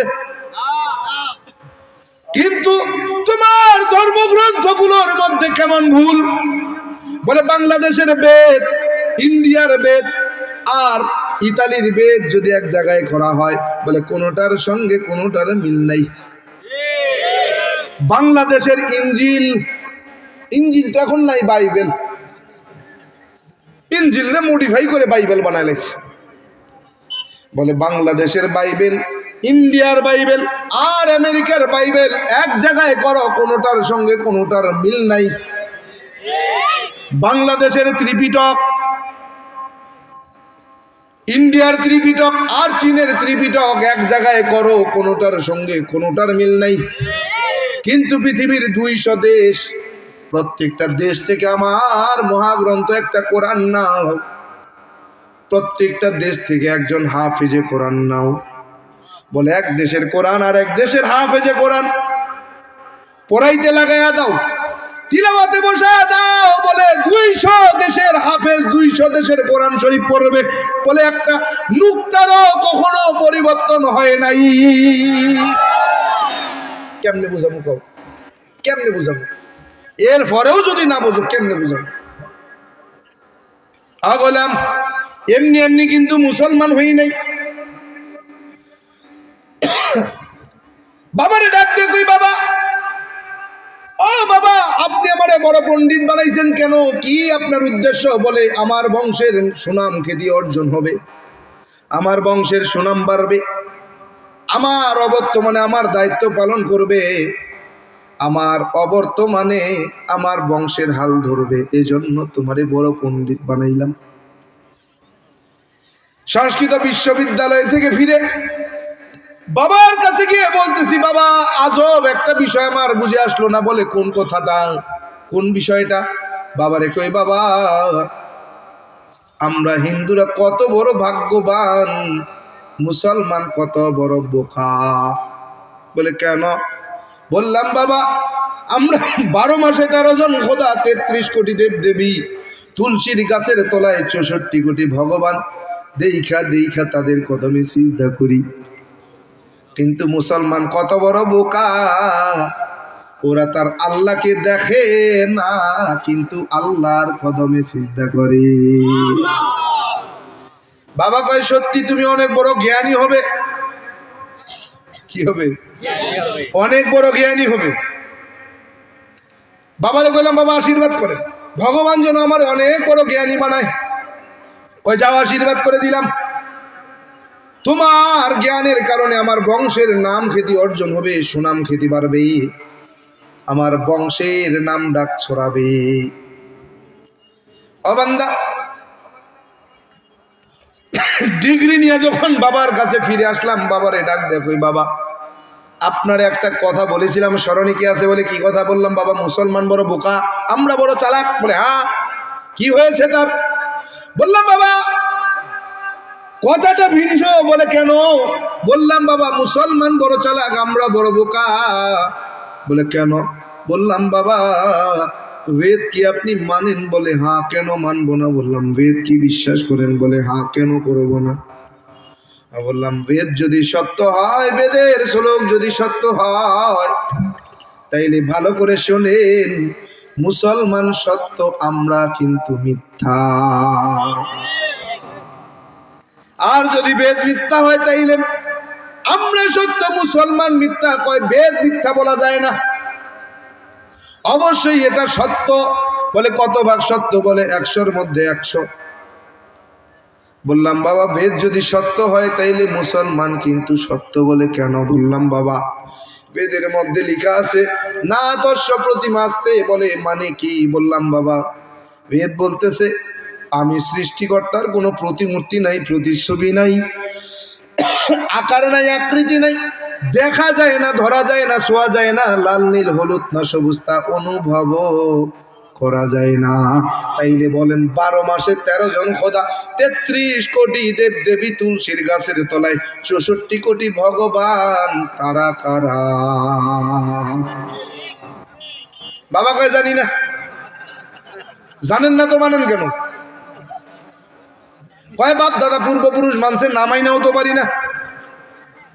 দলিল কই? বাপ দাদা পূর্বপুরুষ। আমগো মুসলমানের ভিতরেও একটা দলিল আছে।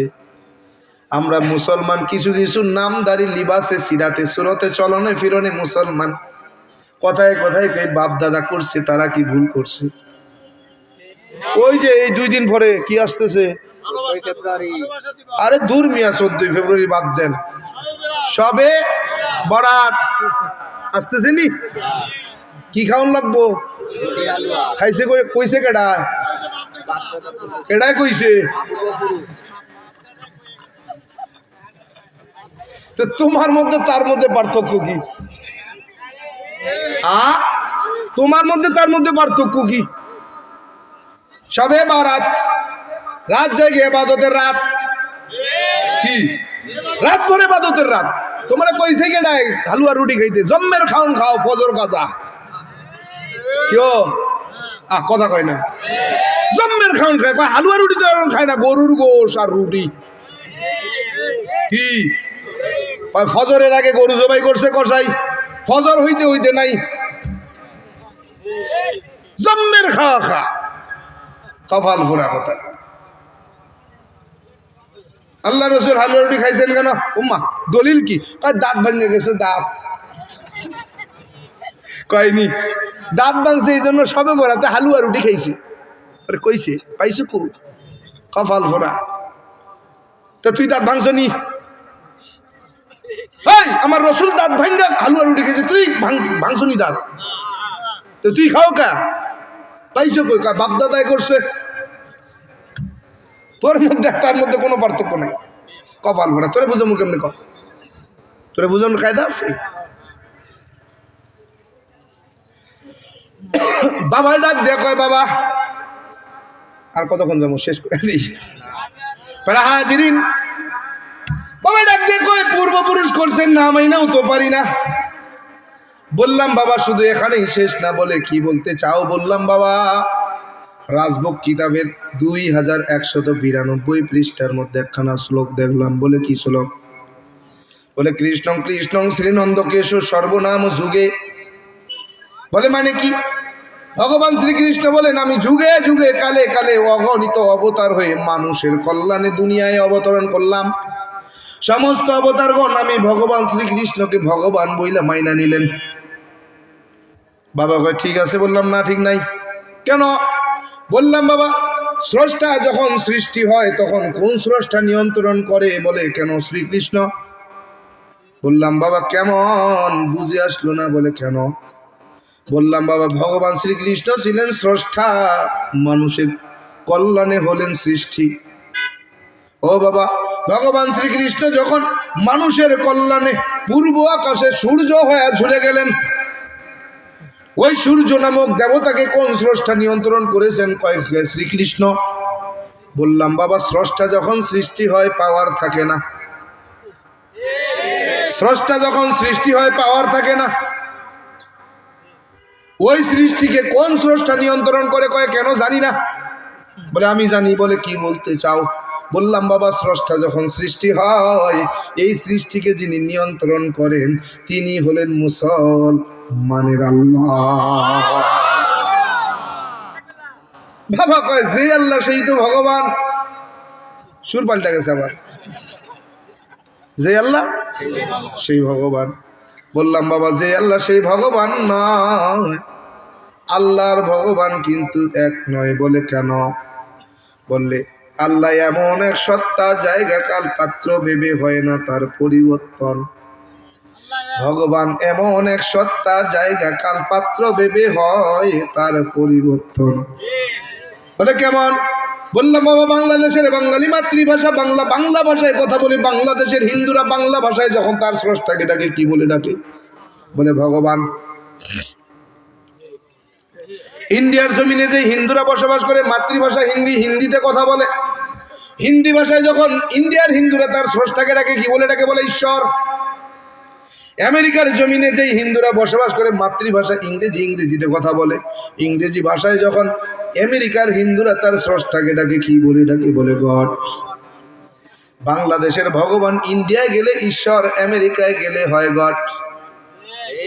জায়গা কাল পাত্র ভেবে হয় যার পরিবর্তন, তার নাম ভগবান।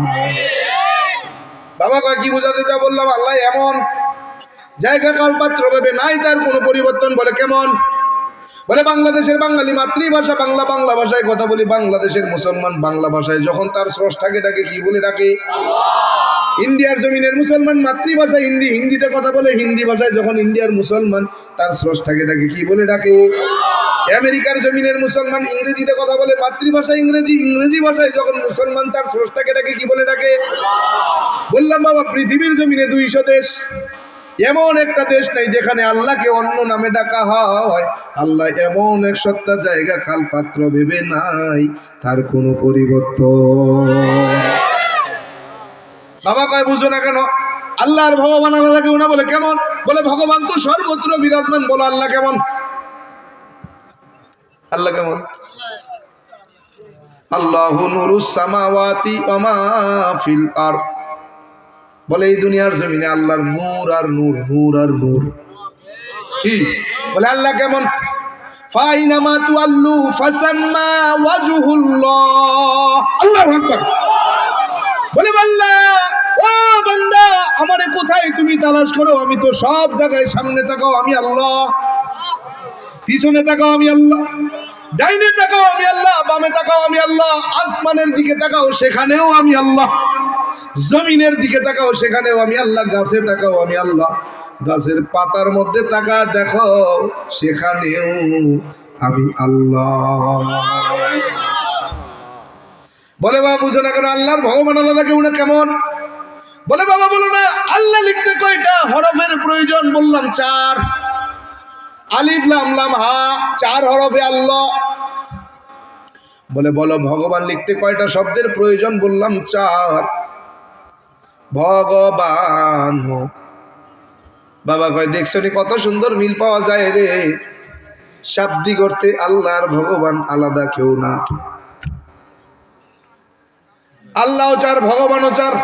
শাব্দিক অর্থে আল্লাহর ভগবান নাই, ব্যবধান। বললাম বাবা শাব্দিক অর্থে যদিও আল্লাহর ভগবান এক হয়, আবিধানিক অর্থে আল্লাহর ভগবান এক নয়। বলে কেন? বললাম বাবা আল্লাহর অস্তিত্ব 4 হরফে পাওয়া যায়, ভগবানের অস্তিত্ব 4 হরফে নাই। বলে কেমন? বললাম বাবা ভগবানের ভ যদি বাদ দিই থাকবে কি? বলে গবান। যুবক গুগলে সার্চ দাও গবান শব্দের অর্থ। বাবারে কই বাবা বাংলা ডিকশনারি থেকে বলেন গবান শব্দের অর্থ কি? বলে গোবর। গবান শব্দের অর্থ পবিত্র না অপবিত্র? পাক না নাপাক? বাবারে কই বাবা আপনার ভগবান কিন্তু নাপাক হয়ে গেল। বাবা কয় লাফাইস না, আল্লাহ নাই, আল্লাহ থাকবে না। বলে কেমন? বলে আলিফ যদি বাদ দাও থাকবে কি? বলে লাম লাম হা। বলো এবার তোমার আল্লাহ কথা আসেনি? আল্লাহ আসেনি? লিল্লাহি মা ফিস সামাওয়াতি ওয়া মা ফিল আরদ। আল্লাহু আকবার। আল্লাহ আছে না নাই? আল্লাহ এখনো আছে, ভগবান কিন্তু নাপাক হয়ে গেছে। বাবারে কই বাবা গবানের গ যদি বাদ দেই থাকবে কি? বলে বান। আজ গুগলে সার্চ দাও বান শব্দের অর্থ। বাবারে কই বাবা বাংলা ডিকশনারি থেকে বলেন বান শব্দের অর্থ বলে 2টা। 1 নম্বরে বন্যা, 2 নম্বরে গাভীর। ওলান। বাবারে কই বাবা আপনার ভগবান কিন্তু গাভীর ওলান। বয়লা পাইস না আল্লাহ থাকবে না বলে কেমন? বলে লাম বাদ দাও। আছে কি? বলে লাম। হ্যাঁ বলো এবার তোমার আল্লাহ কোথা? আসেনি? আছে, আল্লাহ আছে।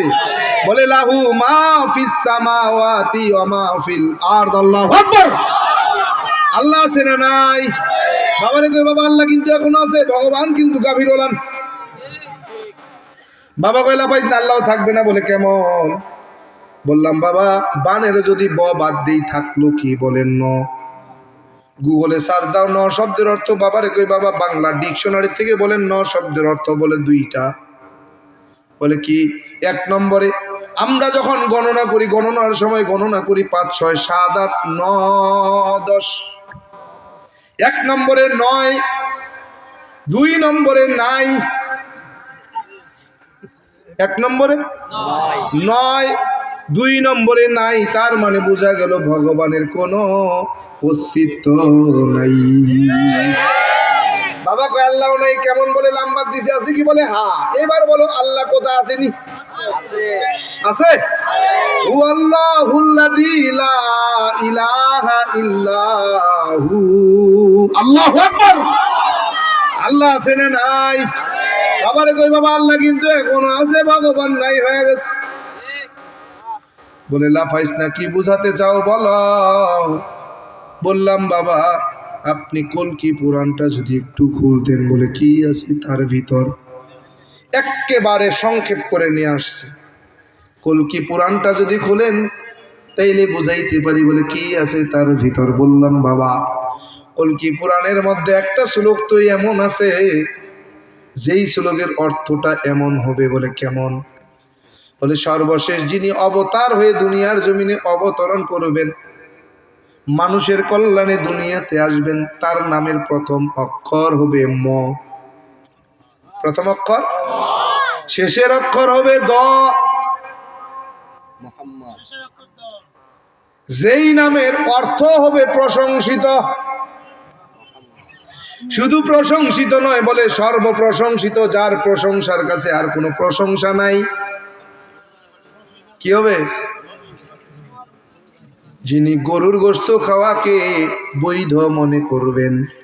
কি করবেন? এইবার বলেন আমার নবীর নাম কি? মুহাম্মদ সাল্লাল্লাহু আলাইহি ওয়াসাল্লাম। বলেন মুহাম্মদ নামের প্রথম অক্ষর, শেষের অক্ষর কি? মুহাম্মদ শব্দের অর্থ কি? বলে প্রশংসিত। শুধু প্রশংসিত না, বলে সর্বপ্রশংসিত, যার প্রশংসার কাছে আর কোনো প্রশংসা নাই। কি? আমার নবীজি বিশ্ব নবী মুহাম্মদুর রাসূলুল্লাহ সাল্লাল্লাহু আলাইহি ওয়া আলিহি ওয়াসাল্লাম গরুর গোশত খাওয়াকে হালাল নাকি হারাম মনে করেন? তার মানে বোঝা যায় তাদের ধর্মে গরুর গোশত খাওয়া হালাল। তুমি মিথ্যা প্রমাণ করে দাও, ব্যাস মাইনে নিলাম। এই শ্লোকটা তুমি শুধু মিথ্যা প্রমাণ করে দাও যে এই শ্লোক মিথ্যা, এটা তোমার ধর্মগ্রন্থে নাই, ব্যাস আমি তোমার ধর্মে ফিরে যাব। কি আর কোনো কথা আছে? ব্যাস চ্যালেঞ্জ তো মাইনে নিব। তুমি যদি এই শ্লোকটা মিথ্যা প্রমাণ করে দিতে পারো তোমার ধর্মগ্রন্থে নাই, কথা দিলাম আমি তোমার ধর্মে ফিরে যাব। আর যদি তোমার ধর্মে আমি দেখা দিতে পারি, সত্যতা প্রমাণ করে দিতে পারি, কথা দাও তুমি কালেমা পড়ে মুসলমান হবে। আর কোনো কথা আছে? বাবারে ডাক দেখ, ওই বাবা শুধু এখানেই শেষ না, আরো একটা। বলে কি? বললাম বাবা উত্তরায়ণ বেদটা খুলবেন। বলে কি আছে? বলে উত্তরায়ণ বেদের মধ্যে একটা শ্লোক আছে, এই শ্লোকের অর্থটা বড় গুরুত্বপূর্ণ। বলে কেমন? বলে উত্তরায়ণ বেদের মধ্যে পাওয়া যায় লা ইলাহা ভর্তি পাপম ইল্লু ইলাহা পরম পাদম জন্ম বৈকুণ্ঠ পৈনুতি তজপি নাম মুহাম্মদ। বলে অর্থ কি? বললাম বাবা এই শ্লোকের অর্থ আমি করি নাই, এই শ্লোকের অর্থ করেছেন ডক্টর বেদপ্রকাশ উপাধ্যায়। বলে তিনি কে, তার পরিচয় কি? বলে লন্ডনের অক্সফোর্ড বিশ্ববিদ্যালয় থেকে 10টা ভাষার উপরে পিএইচডি করলেন, যিনি হিন্দুদের একজন ধর্মগুরুও বটে। বলে এই ডক্টর বেদপ্রকাশ উপাধ্যায় নিজের হাতে একটা কিতাব লিখেছেন, নাম তার কলকি অবতার। এই কলকি অবতারে 33 নম্বর পৃষ্ঠার মধ্যে এই শ্লোকের ব্যাখ্যা তিনি করেছেন। ডক্টর বেদপ্রকাশ উপাধ্যায় বলেন ও দুনিয়ার হিন্দু মানুষ, সত্যিকারের হিন্দু যদি তুমি দাবি করতে চাও, এই শ্লোকের দুইটা অংশ তুমি মনে প্রাণে মেনে নাও। বলে কি আছে দুইটা অংশে? বলে প্রথম অংশ, লা ইলাহা অর্থি পাপম ইল্লু ইলাহা পরম পাদম জন্ম বৈকুণ্ঠ পৈনতি তজপি নাম মুহাম্মদ। বলে প্রথম অংশ, লা ইলাহা অর্থি পাপম ইল্লু ইলাহা পরম পাদম। যদি তুমি পাপ থেকে মুক্তি পেতে চাও, পাপগুলোকে পুণ্যের দ্বারা পরিবর্তন করাইতে চাও, বলে এমনি হবে না। 12 মাসে 13 জন খোদা, 33 কোটি দেব দেবী তুলসীর গাছের তলায় 64 কোটি ভগবানকে ত্যাগ কর। ইল্লু ইলাহা লা ইলাহা ইল্লু ইলাহা নামক কালেমা পড়ে মুসলমান ধর্ম গ্রহণ করো। প্রথম অংশ। দ্বিতীয় অংশ, জন্ম বৈকুণ্ঠ পয়নুতিত জপি নাম মুহাম্মদ। আর মৃত্যুর পরে যদি তুমি বৈকুণ্ঠ নামক স্বর্গ পেতে চাও, যেই স্বর্গে গেলে ক্ষুধার যন্ত্রণা থাকবে না, যেই স্বর্গে গেলে পানির পিপাসা লাগবে না, যেই স্বর্গে গেলে কখনো তুমি অসুস্থ হবে না, যেই স্বর্গে গেলে গাছের পাকা ফল ছুটায় খেতে কেউ নিষেধ করবে না, যেই স্বর্গে গেলে বয়স তোমার কোনোদিন বাড়বে না, যেই স্বর্গে গেলে কখনো তুমি অসুস্থ হবে না, যেই স্বর্গে গেলে কখনো তুমি মারা যাবে না, যেই স্বর্গে গেলে আবার দুনিয়ায় ফিরা লাগবে না, এই স্বর্গে যদি যেতে চাও এমনি যাওয়া যায় না। বলে অপরিণতি তজপি নাম মুহাম্মদ। মুহাম্মদের জীবন আদর্শ তোমার জীবন আদর্শ বানা। কি করো? 1 নম্বরে কালেমা পড়ে মুসলমান হও। 2 নম্বরে মুহাম্মদের আদর্শ তোমার আদর্শ বানাও। এই দুইটা কাজ করলে তুমি সত্যিকারের হিন্দু। সত্যিকারের হিন্দু। ডক্টর বেদ প্রকাশ উপাধ্যায়ের ভাষ্য। যদি এই দুইটা মেনে নাও তাহলে তুমি সত্যিকারের হিন্দু। একটাকেও যদি অস্বীকার করো তুমি হিন্দু না। তাইলে বোঝা যায় কি, যদি তুমি তোমাকে হিন্দু দাবি করতে চাও কালেমা পড়ে মুসলমান হও। কালেমা পড়া ছাড়া তুমি কখনো নিজেকে হিন্দু পরিচয় দিতে পারবা না। এজন্যই তো এ পর্যন্ত আমি গুনাহগারের হাতে হাত দিয়া 215 জন কালেমা পড়ে মুসলমান হয়ে গেল। এমনি এমনি মুসলমান হয় নাই। এই যে ওই যে মাকে দেখতে যাওয়ার ঘটনা বলতেছিলাম, 8 তারিখে গিয়েছিলাম। 7 তারিখে দিনাজপুরের বীরগঞ্জে একটা মাহফিলে এক হিন্দু ছেলে এসে কয়, হুজুর আপনার বয়ান কতদিন ধরে শুনি জানি না, তবে এত মজা লাগে, আমি সব বয়ানগুলো আপনার শুনছি, শুই না বুঝতে পারছি দুনিয়ায় যদি সত্যি কোনো সত্য ধর্ম থাকে সেটার নাম ইসলাম, নির্ভুল যদি কোনো মহাগ্রন্থ থাকে সেটার নাম কোরআন। ও হুজুর আর দেরি করতে চাই না, আমি আপনার কাছে হাজির হয়েছি, কালেমা পড়ে মুসলমান হব, আপনি আমাকে কালেমা পড়াইয়া মুসলমান বানায়া দেন। বললাম কেমনে বুঝাবো, বলতে গেলে অনেক সময়ের দরকার, এই জন্য জীবনীতে যাই না। জীবনী বলতে গেলে সময়ের দরকার হয়। এর জন্য এরে গোলাম আমার আল্লাহ পাক রব্বুল আলামিন আমাকে জাহান্নাম থেকে তুইলা জান্নাতের রাস্তায় চালাইয়া দিয়েছেন। কেন? বলে আল্লাহ পাক রব্বুল আলামিন শিরিকের গুনাহ মাফ করে না, সব গুনাহ মাফ করে, কিন্তু শিরিকের গুনাহ মাফ করে না। যদি শিরিকের গুনাহ মাফ নাই করত তাইলে আমার জায়গা তো জাহান্নাম ছাড়া আর কিছুই হতো না। কি ওই পাশেও ছিলাম জাহান্নামী। শিরিক তো একা করছি বিষয়টা এমন না, বরং দল নিয়ে করাইছি, একা করি নাই, আরো দলবল নিয়ে তাদের নেতা হয়ে শিরিক করাইছি। তাইলে আজকে এই হেদায়েতের বয়ান দিয়া কি ফায়দা? যদি শিরিকের গুনাহ আল্লাহ মাফ নাই করবেন তাইলে আর কি লাভ হবে? তাইলে তো এমনি জাহান্নামী বয়ান কইরা কি লাভ? ঠিক না? কিন্তু না, আমার আল্লাহ বলেন, কুল ইয়া ইবাদিয়াল্লাযীনা আসরাফু আলা আনফুসিহিম লা তাকনাতু মির রাহমাতিল্লাহ ইন্নাল্লাহা ইয়াগফিরুদ যুনুবা জামিআ ইন্নাহু হুয়াল গফুরুর রহিম।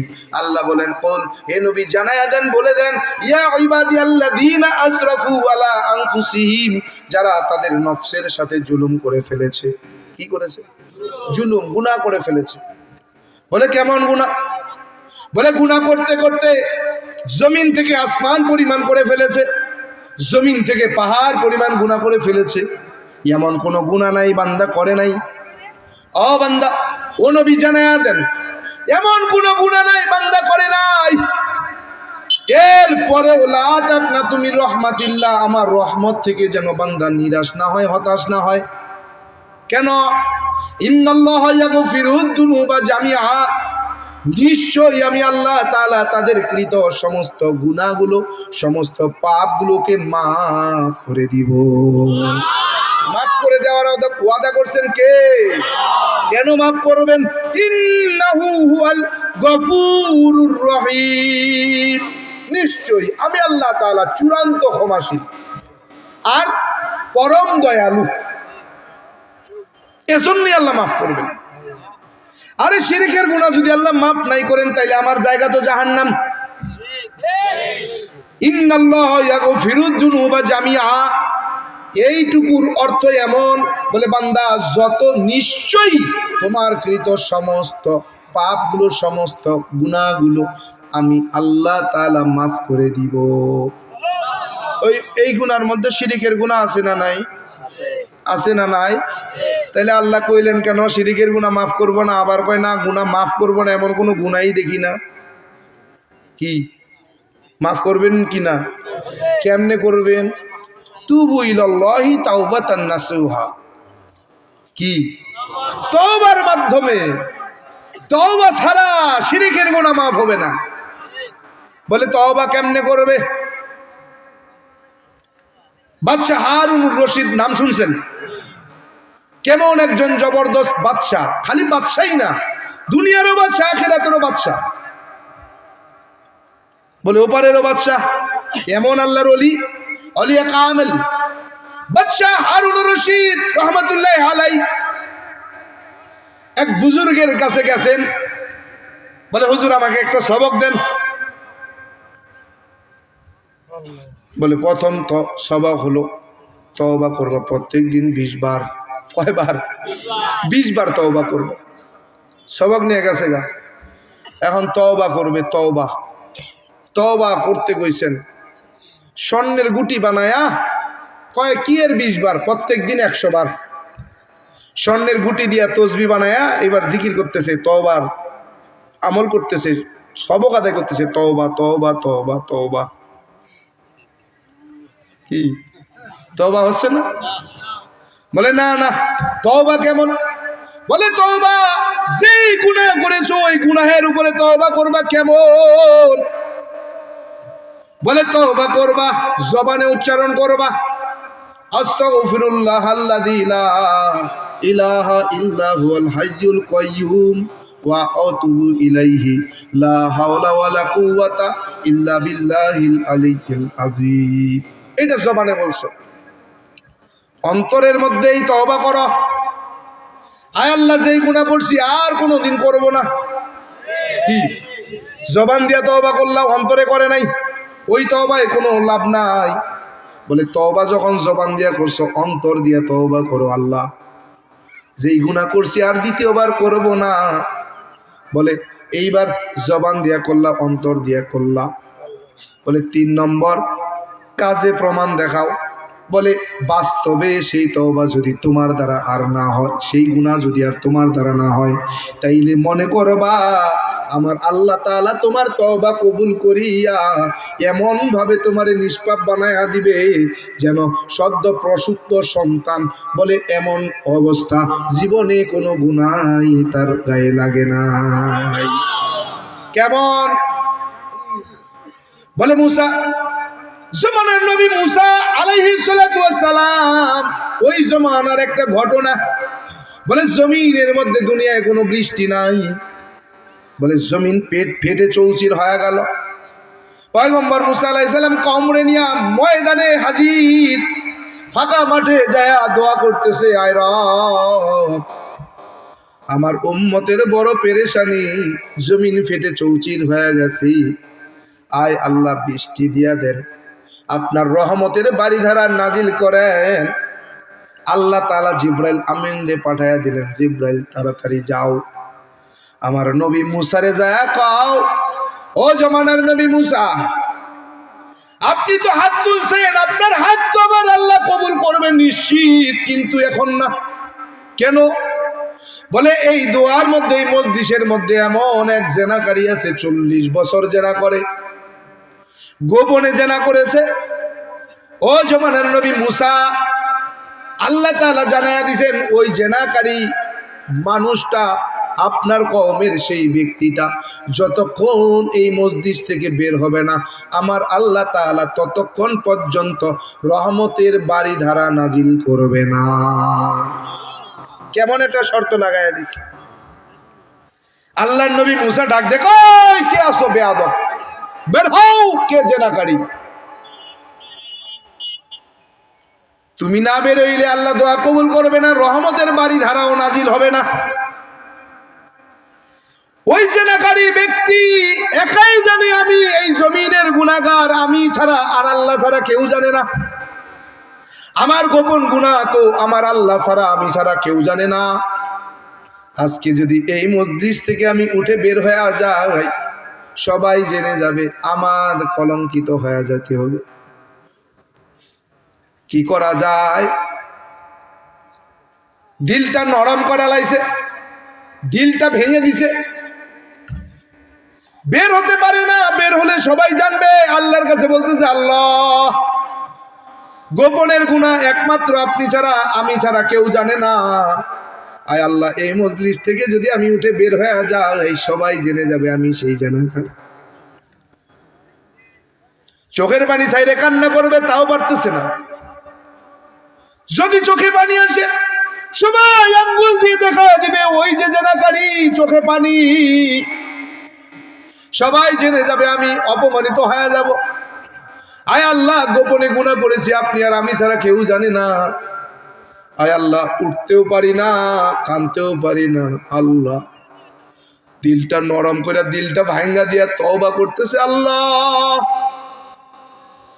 আয় আল্লাহ, গোপনের গুনাহ গোপনে মাফ করে দেন, আর জীবনে কোনোদিন গুনাহ করব না।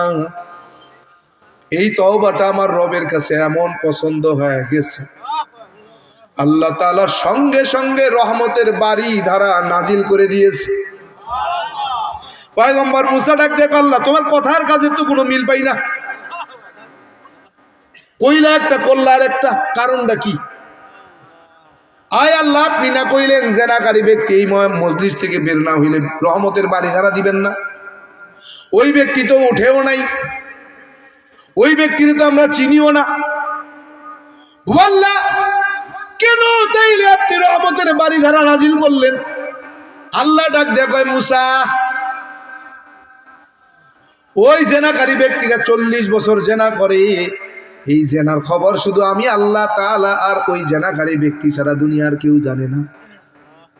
ও মুসা, ওই জেনাকারী ব্যক্তিটা ওই মজলিসের মধ্যে বসে এমন ভাবে তওবা করছে, দিলটা ভাঙা দিয়া, আমি আল্লাহর কুদরতি দিলটা জোশ মেরে গেছে, আমি আল্লাহ তাআলা সহ্য করতে পারি নাই, কবুল করে নিছি। আমি আল্লাহ ওই জেনাকারীরে মাফ করে দিছি, এজন্য ওই মজলিসের মধ্যে সব নেককার হয়ে গেছে, রহমতের বাড়ি ধারা নাজিল করছি।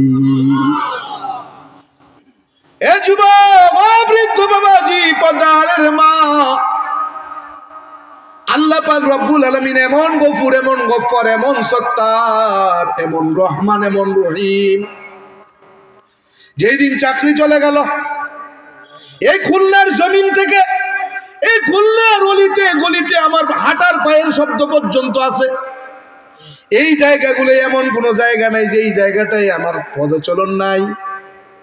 এই খুলনার জমিন থেকে 11 সালে আমার চাকরি চ্যুত করে আমাকে বাড়িতে পাঠানো হয়। যারা আমাকে চাকরির থেকে অপসারণ করেছে, চাকরিচ্যুত করেছিলেন, কোনো অপরাধ নয়, অপরাধ একটাই, কেন আমি মুসলমান হলাম, একটাই মাত্র অপরাধ, মুসলমান হওয়া। বলে মুসলমান হওয়ার কারণে চাকরি চলে যায় এমন একটা দেশ, যেই দেশের নাম স্বাধীন বাংলাদেশ। এই দেশে 92% জন মতো মুসলমান। ও গোলাম, আমার নামে বিভাগীয় মামলা রুজু হয়ে গেল, তদন্ত ছাড়া, কোনো সাক্ষী প্রমাণ ছাড়া, আমাকে সামনে ডাইকে সাক্ষী নেওয়া ছাড়া। যিনি আমার বিরুদ্ধে তদন্ত প্রতিবেদন দিলেন তিনি ছিলেন মুসলমান। যিনি আমার বিপক্ষে রায় দিলেন তিনিও ছিলেন মুসলমান। আমার খুলনা রেঞ্জ ডিআইজির কাছে যখন আপিল করলাম তিনিও ছিলেন মুসলমান। বান্দা, পুলিশের প্রধান আইজি স্যারের কাছে যখন আপিল করেছিলাম তিনিও ছিলেন মুসলমান। তাদের হৃদয় এতটুকু নাড়া দিল না, আমি মুসলিমের জন্য তাদের দিলের ভিতরে এতটুকু আচর দিল না। যেই ছেলেটা বাপ দাদা আত্মীয় স্বজন পাড়া প্রতিবেশী বন্ধু বান্ধব আত্মীয় স্বজন ছেড়ে সব ছেড়ে ইসলাম কবুল করলো, এই ছেলেটা মুসলমান হয়ে গেল। এই ছেলে মুসলমান হওয়ার পর তার তো পিছনে ফিরে যাওয়ার আর কোনো রাস্তা নাই। চাকরি চলে গেলে ছেলেটা কোথায় যায় দাঁড়াবে, কার কাছে যায় দাঁড়াবে, তার তো কোনো পরিবেশ নাই। তাদের হৃদয়ে এতটুকু রক্তক্ষরণ হয় না বলে তারা আমার বিপক্ষে রায় দিয়া আমাকে বাড়িতে পাঠাইয়া দিল। আমার বন্ধু বান্ধব একসঙ্গে যারা চাকরি করেছে আমার কলিগরা আমাকে বিদায়ী সম্ভাষণা দিবে, অনুষ্ঠান করলো বিদায়ী সম্ভাষণা দেওয়ার জন্য। বিদায় অনুষ্ঠানে আমার বন্ধুরা আমার কলিগরা বলতে শুরু করলো, ভাই এতদিন পর্যন্ত তোমার তো একটা চাকরি ছিল, যদিও তোমার বাবা মা আত্মীয় স্বজন হারাইছো, বাবা মার সম্পদ থেকে বঞ্চিত হয়ে গেছে। এতদিন পর্যন্ত তোমার একটা চাকরি ছিল, অবলম্বন ছিল, আজকে সেটাও হারাইয়া গেল। এখন তুমি কিভাবে চলবা, কোথায় যায় দাঁড়াবা, কিভাবে তুমি সংসার চালাবা, কেমনে তুমি থাকবা, কি তুমি খাবা, কি তুমি পরবা। আমি শুধু একটা কথা বলেছিলাম, বলো আমি যে মুসলমান হলাম এটা কি আমার ইচ্ছায়? কার ইচ্ছায়? আল্লাহর ইচ্ছায়। কেন? আল্লাহ আমাকে পছন্দ করেন না এই জন্য মুসলমান বানাইছে? পছন্দ করছেন বিধায় আমার আল্লাহ আমাকে হেদায়েত নামক দৌলত দিয়েছেন। ওরে বান্দা, দুনিয়ার জমিনে তোমার টাকা আছে, পয়সা আছে, ধন সম্পদ, অট্টালিকা, বাড়ি গাড়ি আছে, কিন্তু তোমার ইমান নামক দৌলত নাই। বলে তোমার জাররা পরিমাণ দাম আমার রবের কাছে নাই। গোলাম, তোমার কিছুই নাই। তুমি রিক্সা চালাও, দিন মজুর, খেতে খামারে কাজ করো, কিন্তু তোমার ইমান আছে। আমার রবের কাছে তোমার চাইতে দামি আর কেউ নাই। কি বলে? একমাত্র ইমান এত দামি, এত দামি। বলে ইমানের মতো দামি সম্পদ দুনিয়ায় মানুষের আর কিছু নাই। ইমান এত দামি, এত দামি। বললাম দোস্ত শোনো, আমার তো চাকরি চলে গেল, তোমরা এত পেরেশান কেন? যে আল্লাহ আমাকে ভালোবেসে হেদায়াত দিলেন, ইমান দিলেন, সেই আল্লাহর ভান্ডারে কি আমার জন্য রিজিক কম আছে? যে আল্লাহ হেদায়াত দিয়া মুসলমান বানাইছেন সেই আল্লাহই আমার রিজিক পরিবেশন করবে। তবে আমার দায়িত্ব কি? আমার দায়িত্ব রবের গোলামি করা, রবের দায়িত্ব আমার রিজিক দেওয়া, আমার দায়িত্ব মালিকের দেওয়া ডিউটি পালন করা, মালিকের দায়িত্ব আমার পারিশ্রমিক দেওয়া। আমি যদি আমার মালিকের ডিউটিতে ফাঁকি না দেই, আমার মালিক পারিশ্রমে ফাঁকি দেবে, পারিশ্রমিকে ফাঁকি দেবে এমন ক্ষমতা তার নাই। কি পাওয়ার আছে না? এমনি এমনি দিবেন না তো হেদায়াত দিচ্ছেন কেন? ওই রব আমার পারিশ্রমিক ফাঁকি দেবেন তো আমাকে হেদায়াত দিচ্ছেন কেন? কেন দিয়েছেন হেদায়াত? হেদায়াত যখন দিয়েছেন তো আমার রিজিক দেবেন না কেন? কি এত সহজে ছাইরা দিমু? সবকিছু হারায় আসছি না? উনি জানেন না যে সব হারায় আইছি? তো সব হারায়া যখন আসছি তখন দিবে না কেন? দিতে বাধ্য। আমি যদি আমার ডিউটিতে ফাঁকি না দিই, আমার পারিশ্রমিককে ফাঁকি দেবে? এত বড় পাওয়ার! কি এই পাওয়ারটা তো থাকতে হবে, সবার আছে? এত সহজ? বলে সকালে ফজর পরে জোহরে নাই, জোহর পরে আসরে নাই, আসর পরে মাগরিব নাই, মাগরিব পরে এশা নাই, এশা পরে তো ফজর নাই। তো তোমারে দেবে? দায়ে ঠেকে পড়ছে না? তুমি দিবা ফাঁকি ডিউটিতে আর তোমারে দিয়া দিবে সব। তাই এত দোয়া করি আল্লাহ কবুল করে না। আরে করবে না কেমনে মিয়া? দেওয়ার জন্যই তো আমার আল্লাহর নাম রহমান, দেবেন দেখেই তো আমার আল্লাহর নাম রহিম, দেবেন দেখেই তো আমার আল্লাহর নাম গফুর, দেবেন দেখেই আমার আল্লাহর নাম গফফার, দেবেন দেখেই আমার আল্লাহর নাম সত্তার। দেবে না তো নাম লাগছেন কেন? যদি আমার পরিপূর্ণতা দেবেনই না তো আপনার নাম রহমান, রহিম, গফুর, গফফার আর সত্তার লেখে লাভ কি? নাম পাল্টাইয়া দেন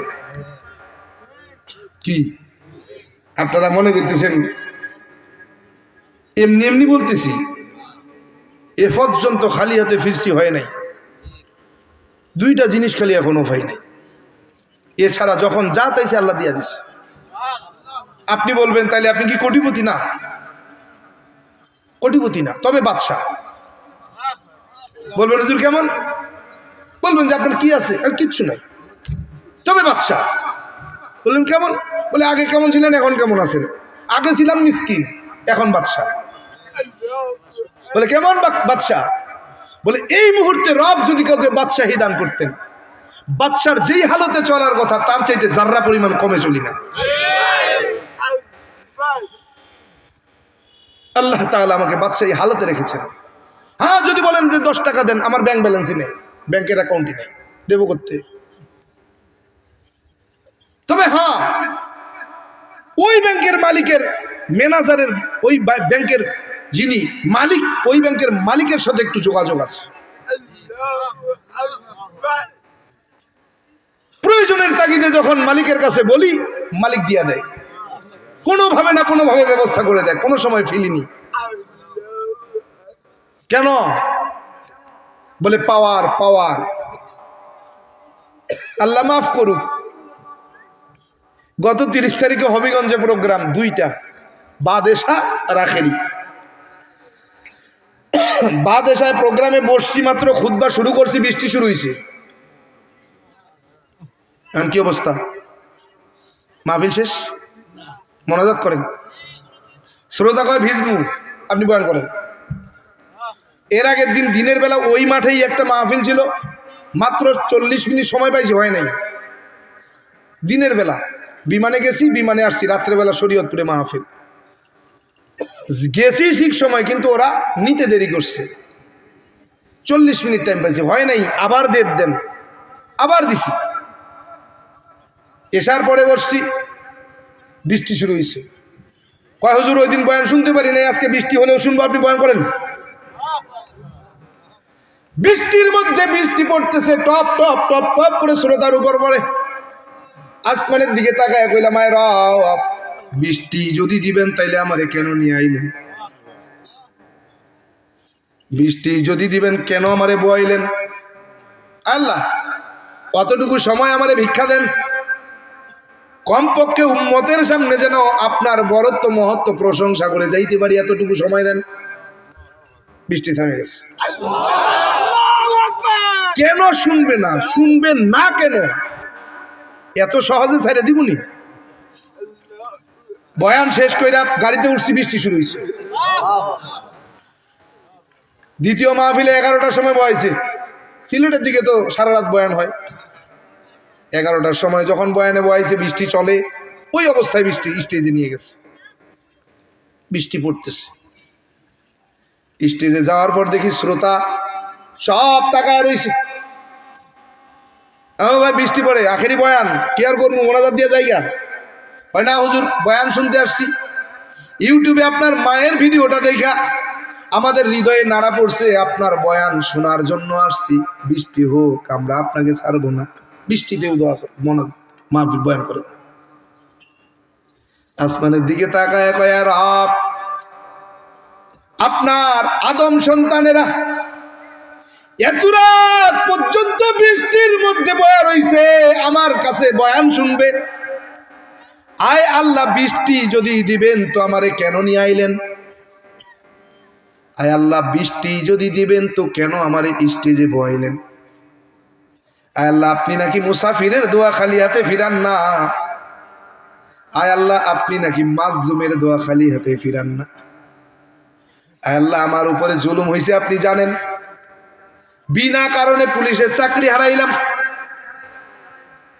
আয় আল্লাহ, আমি আজকে মুসাফির, আপনি তো ভালো জানেন।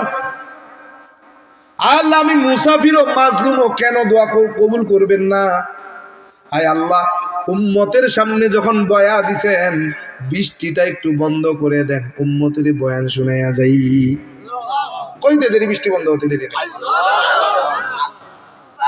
এটা অহংকার না, বুঝাবার জন্য বলছি। দোয়া কবুল হবে না কেন? আপনি করলেও কবুল হবে যদি দোয়া করার চাওয়ার মতো চাইতে পারেন। আমার আল্লাহ বলেন, চাওয়ার মতো চাইলে বান্দা খালি হাতে ফিরাই না। চাওয়ার মতো চাইতে হবে। গোলাম, আমার বন্ধুরা বলে, দোস্ত কি করে চলবা? দোস্ত তোমার টেনশন নাই, টেনশন আমার আল্লাহর। আমার দায়িত্ব আল্লাহর গোলামি করা, আল্লাহর দায়িত্ব আমার পারিশ্রমিক দেওয়া। কেন দিবে না? দিবেন না কেন? আজকে দুনিয়ার বাদশা। মার কাছে গিয়েছিলাম, আজকেও এই যে স্টেজে বসার আগেও মার সঙ্গে কথা বললাম, ভিডিও কলে দেখলাম, মায়ের অবস্থা দেখলাম, তারপরে বসছি। আমি বলছি না যে আসলে মনের অবস্থা ভালো না, এরপরেও বসছি, এতক্ষণ বয়ান করছি, আমি চিন্তাই করি নাই এতক্ষণ থাকতে পারবো। মেরা হাজিরিন, এজন্য বলছি, রব্বে কারীম যদি ওই জেনাকারীরে মাফ করে দিতে পারে, জান্নাতীর দলে দলভুক্ত করতে পারে। যদি মুসার জমানার সময়ের 40 বছরের জেনাকারীরে আল্লাহ মাফ করে দিতে পারে, আপনি আমি কি ওই জেনাকারীর চাইতে বড় গুনাহগার? না না, আল্লাহ যদি ওই জেনাকারী গুনাহগাররে মাফ করে দিতে পারে, আমারে কেন মাফ করবে না? অবশ্যই মাফ করবে, তবে শর্ত, তবু